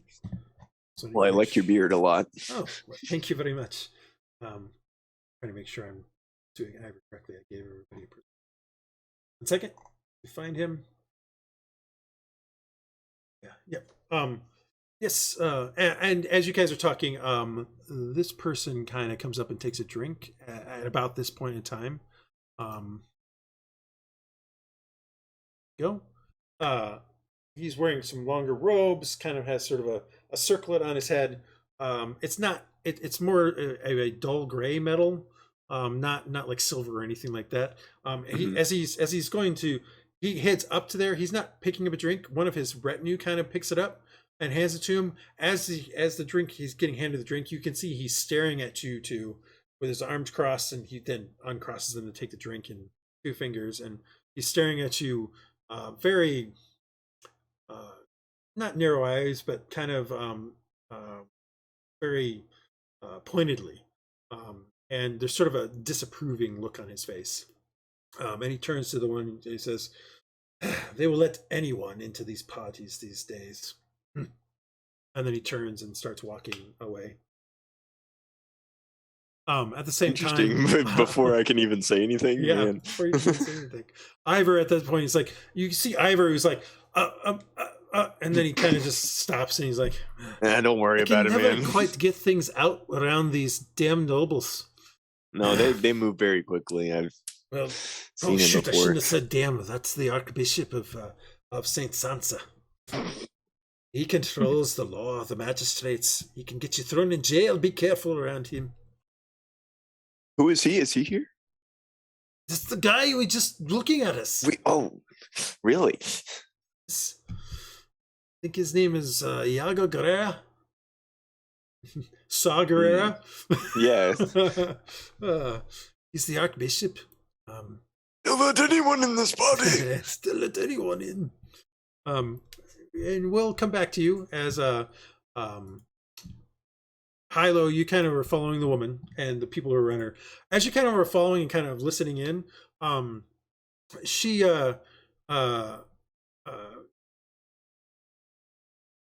mostly ignores some of these guys. You get the feeling that they're just trying to impress her, more than anything. She is also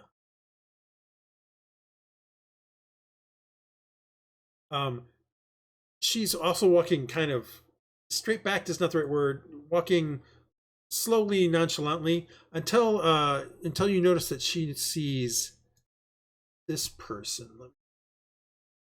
You notice this. You and her notice this person at about the same time.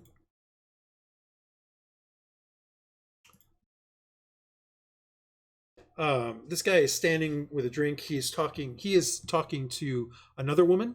But she notices him, and you see a kind of almost an instant change about her, where she starts to sway the hips a bit more, walk a little bit more slowly, a little more 1 foot in front of the other kind of thing, and really kind of accentuating what she's got, so to speak, as she starts to go past this guy. And you notice that he definitely notices and takes a look. Person he's talking to also notices, and she looks like this. She, as you kind of are going past her, think of the look that she has. Think of Natalie Portman in Thor: Love and Thunder. The pictures you've been seeing, the kind of buff kind of look of Natalie Portman there. She definitely looks buff. She the way she stands, Hylough, you're pretty sure she knows how to use a weapon. And the guy who she's talking to, also pretty sure he knows how to use a weapon. She happens, as the woman walks by, she happens to notice, and she just very almost imperceptibly shakes her head, and then turns to the guy in front of her and says, "I'll never understand that Countess. She is." And the guy says, "She's just fighting the way she knows how." And she goes, you see her ponder for a second. She's like, touche, good point. As you kind of continue by and follow. How long do you want to follow her? Well, I think I might, if I hear these people talking, I might stop and talk to them and say, "Hey, You so stop. who is she? You stop and they both kind of look at you for a second. It's like, the guy says, may I help you? Yeah, just hi. Hi. I am Hylough from the Widowmaker, and just. Oh, I believe you're one of those who supposedly found what was his name? Martin Sklar was in some kind of slaving thing. Yeah, it was awful. But yeah, we rescued people, and I'm feeling very rude. My name is Solomon Valen. I am the commander of the Iron Phoenix. Well, Iron Phoenix. glad to meet you. Iron Phoenix is a name you've heard, only tangentially, more in Castel de Margali, because you know that the mercenary group known as the Iron Phoenix helped the Margali army in the last Searly Margali War. Oh, okay. So I'm like, wow, what a pleasure to meet you. So he's like, oh, the pleasure is all mine. I've heard that you have done great things for the city. Yeah, we've been busy since we rolled into town here, and so who was the chick that everybody's falling after? Oh, you mean the Countess? And the woman says, oh, you mean the Countess? The chick, Countess Nuella Bello. She's the highest ranking. I don't know how you call these things. And Solomon says, Himenia. I don't know how they call these things. Himena, actually. Sorry, I'm saying her name wrong. I don't know how these things say either, but I believe she is the head of House Bello. Yes, she is the head of House Bello. I don't remember what they're known for. A minor house, as far as I know. Okay. So she's trying to. Well, who's the other guy that she's clearly trying to pour herself off on or something like that? I don't know. It was Salomon. it was Salomon. And she walked by Salomon. Oh yeah. She was, okay, that's she right. was Okay. Don't say that. So like wait, what is it? So maybe why was she trying to? Yeah, she sounds like she's trying to attract you. Salomon says, I don't know why she would have tried to attract me, but I've heard that she well, what's the word I'm looking for? Sleeps around. Yeah. Well, that seems pretty obvious. I don't know whom with, but believe she has certain appetites. Maybe I could provide for these appetites. And Himenia is like, Solomon, you know this is not the kind of discussion we need to have here in this place. He's like, I cannot help what I am. I cannot help it. You know what I mean? As he kind of looks in, wink, wink, nudge, nudge. Yeah, exactly. Yeah.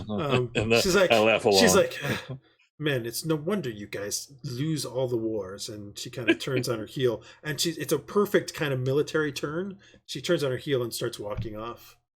And Solomon says, "Sister, you know that it is nothing against you and your women." It's like she kind of gives a flip. She continues on. So she your actual sister? Oh no. She is the leader of the Sisterhood. Sisterhood. That one's one you've not heard of before. Yeah, I've not heard of this Sisterhood. Oh, the Sisterhood is another mercenary company like the one I am commander of, but they are all women. Yeah, kind of implied in the name there, I think. I guess you're correct, sir. Yes. Well, I must say, you're just lucky I got her to go away. give her a little bit of time, and she will try to convert you to their religion. They believe that Saint. I gotta remember his name here. Sorry. I gotta find her. Wrote this down. They believe that Saint Salvador is a woman named Saint Salvadora. It's very strange. Saint Salvador is the valorous, so the saint of valor and gallantry. Oh, okay. Well, That So- seems like a respectable saint. I'm not saying it's not respectable, but that means that it's very easy to get her off on anything that is not so valorous and virtuous, if you know what I see. mean. Okay. Well, it was a real pleasure talking to you. Pleasure was all mine. I hope we meet again. I hope we do. I'm going to I go believe- find the food. All right, yeah, you start hanging off to the food. Okay, well, that's been going on. The rest of you have made it up to sort of the line, not a line, but sort of the people that are around the Duchess. You notice that the Duchess is talking with that other, the salt and peppered man. You also notice Marcus, because you're there. You notice kind of off to the side is this woman who you've seen before. At least you've seen a painting of her. And she's talked to you in your head before. She is talking to this man. You're not sure who this man is, but he's an older gentleman, sort of stooped a little bit, as if he's sits in a chair a lot. And at a certain point, she mentions something to them. He kind of does a slight chuckle, and then he pulls out some glasses, spectacles, and puts them on. And she hands him a paper, and he starts looking at it for a little bit. It's just somebody you notice that are kind of talking over to the side. Is that the sorcerer / wizard? That's the wizard. The female's a wizard, Yes, right? the female is a wizard. Yeah. Yep. Yeah. About that time, you hear you overhear the following thing from the Duchess, because you're close enough, and they're talking a little low, but not super low. You overhear the following. You hear her say in a low, sort of low tones, "The council is adamant that we must do something to let them know we mean business." And the man kind of nods a little bit and is about to say something, but she cuts him off. She says, "They have asked us to provide the ships for the blockade. I don't know if I don't know if that is in the best interest of our city." I think his name is Franco. 1 second, sorry. I didn't write down a name here, but Franco. But so I think I'm going to deny the request. And then he kind of looks nonplussed at her for a moment, and he says, as you see fit, milady." Obviously not happy. You don't get that feeling. You're not sure what. It's a very nondescript, very short nondescript. You don't get the feeling that he's unhappy. You're just not sure. Did I hear about? Was it the League that was blockading someone? You haven't heard of any blockade yet. Okay. Blockade. In the other group that's playing this game, the blockade has happened, but it hasn't quite happened. Oh, gotcha. Here. There was rumors that there was going to be a blockade. That must be what I thought. You heard in Turok. But their blockade hasn't happened yet. There has not been a blockade yet. Okay. At that point, she notices you guys kind of standing there, and she kind of puts 2 and 2 together, given the way you look, and she's like, "Oh, our esteemed guests. Not really your humble guests. No, esteemed for helping us with the Sea Devil threat. I am Duchess Contessa Mirabar. This is Count Franco Moravan. We thank you for your service." And Moravan kind of stands back and looks at you guys, and kind of with a calculating eye a little bit before nodding in your direction. But he doesn't say anything. Is it better to bow or kneel in this situation? I think it's probably either for you. So okay. I will bow to her. Okay. Marcus Teach and of the Widowmaker, I'm honored to be here. These are my companions. Oh, no. Please stand. I will not have this. You guys have done a great service for us, especially given that some of our other city protectors, and you notice her glance over towards the wizard, seem to be absent as of late. And in fact, I am so grateful for this. Marcus looks very uncomfortable with that. He does not want to get in this spat. I have something that I wish to bestow upon you and your crew. And she turns to a guy who's been standing next to her, and she says, and she takes it, and she says, for service. Is this everyone? I'm wondering. Yeah, there's like a couple people not around. So Praedyth's missing. Iylis is missing. Everyone. I just wanted to introduce. As Hylough's missing. We just want to introduce ourselves to you. There are several people. No matter. I present to you this as a in recognition of your service, as well as my gratitude. It is the writ for the warehouse in the Dock District. It is yours. We have a warehouse now. Nice. You honor us. Seriously, it is. You're much too generous. It's either that or we sell it. So I figure, why not give it to you? We also have the villa and the plantation to sell to people. You have done us a great service. You suddenly realize we gladly now. will take it out of your hands than to make it easier on yourself. You suddenly realize that, like, as you start to tick things over, like, wait, they now have a villa that reverted to the crown. They made out. They made out quite a bit of money out of this. Of all of it, this is probably the least they could have given of those things, but that's okay. We didn't need it. They didn't have to give it to us. Yeah. So it's like, no. It is nothing. We would prefer to have defenders of the city like you here in the city to help us in times of need. Well, we have been. It's been our honor to have helped as we can. We are new to the city, and thank you. As you say that, you see that Myrna has approached. Ears red or whatever, burning ears and all that. She kind of looks at you and looks at the Duchess, and the Duchess says, Myrna, these are the, and she says, yes, I know, the members of the Widowmaker. I have spoken to, I believe Marcus is his name. Yes, I was honored to speak with you as well. You helped us quite a bit.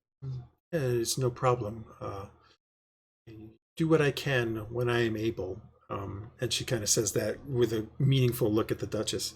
The Duchess seems to just not even notice it. She says, especially for those you do not know, you certainly helped us, so gave us guidance. Yes. I do what I can when I can. Sometimes there are other matters that require attention. Is what she says. You're only one person after all. Yes, but I've taken too much of your time. No. And the Duchess says, no. By all means, enjoy the party. You've earned the time here. And thank you again for your service. I do introduce Dresd'a and everyone else. If they want to say something, naturally they can. I mean, when I came up, I didn't want him to. Thank you. Did anybody else want to say anything? I was just going to say thank you for the warehouse. Okay, well, you guys say thank you. That's fine. You can say that. You say that, I should say. And I don't open it until I'm out of sight. You don't. I'm just assuming. That's fine. Yeah. So you do that, and you sort of getting the dismissed from the enjoy the party. And what do you guys do next? I'm going to go get a drink to socialize with, and kind of motion everyone over and let those who weren't there know that we now have a warehouse. You guys start to head away from that, and we will continue our story next time, as we have kind of sort of the end of our session this time, and we'll pick up the party next time. We still haven't used the battle map, as far as you know. True. Till next time.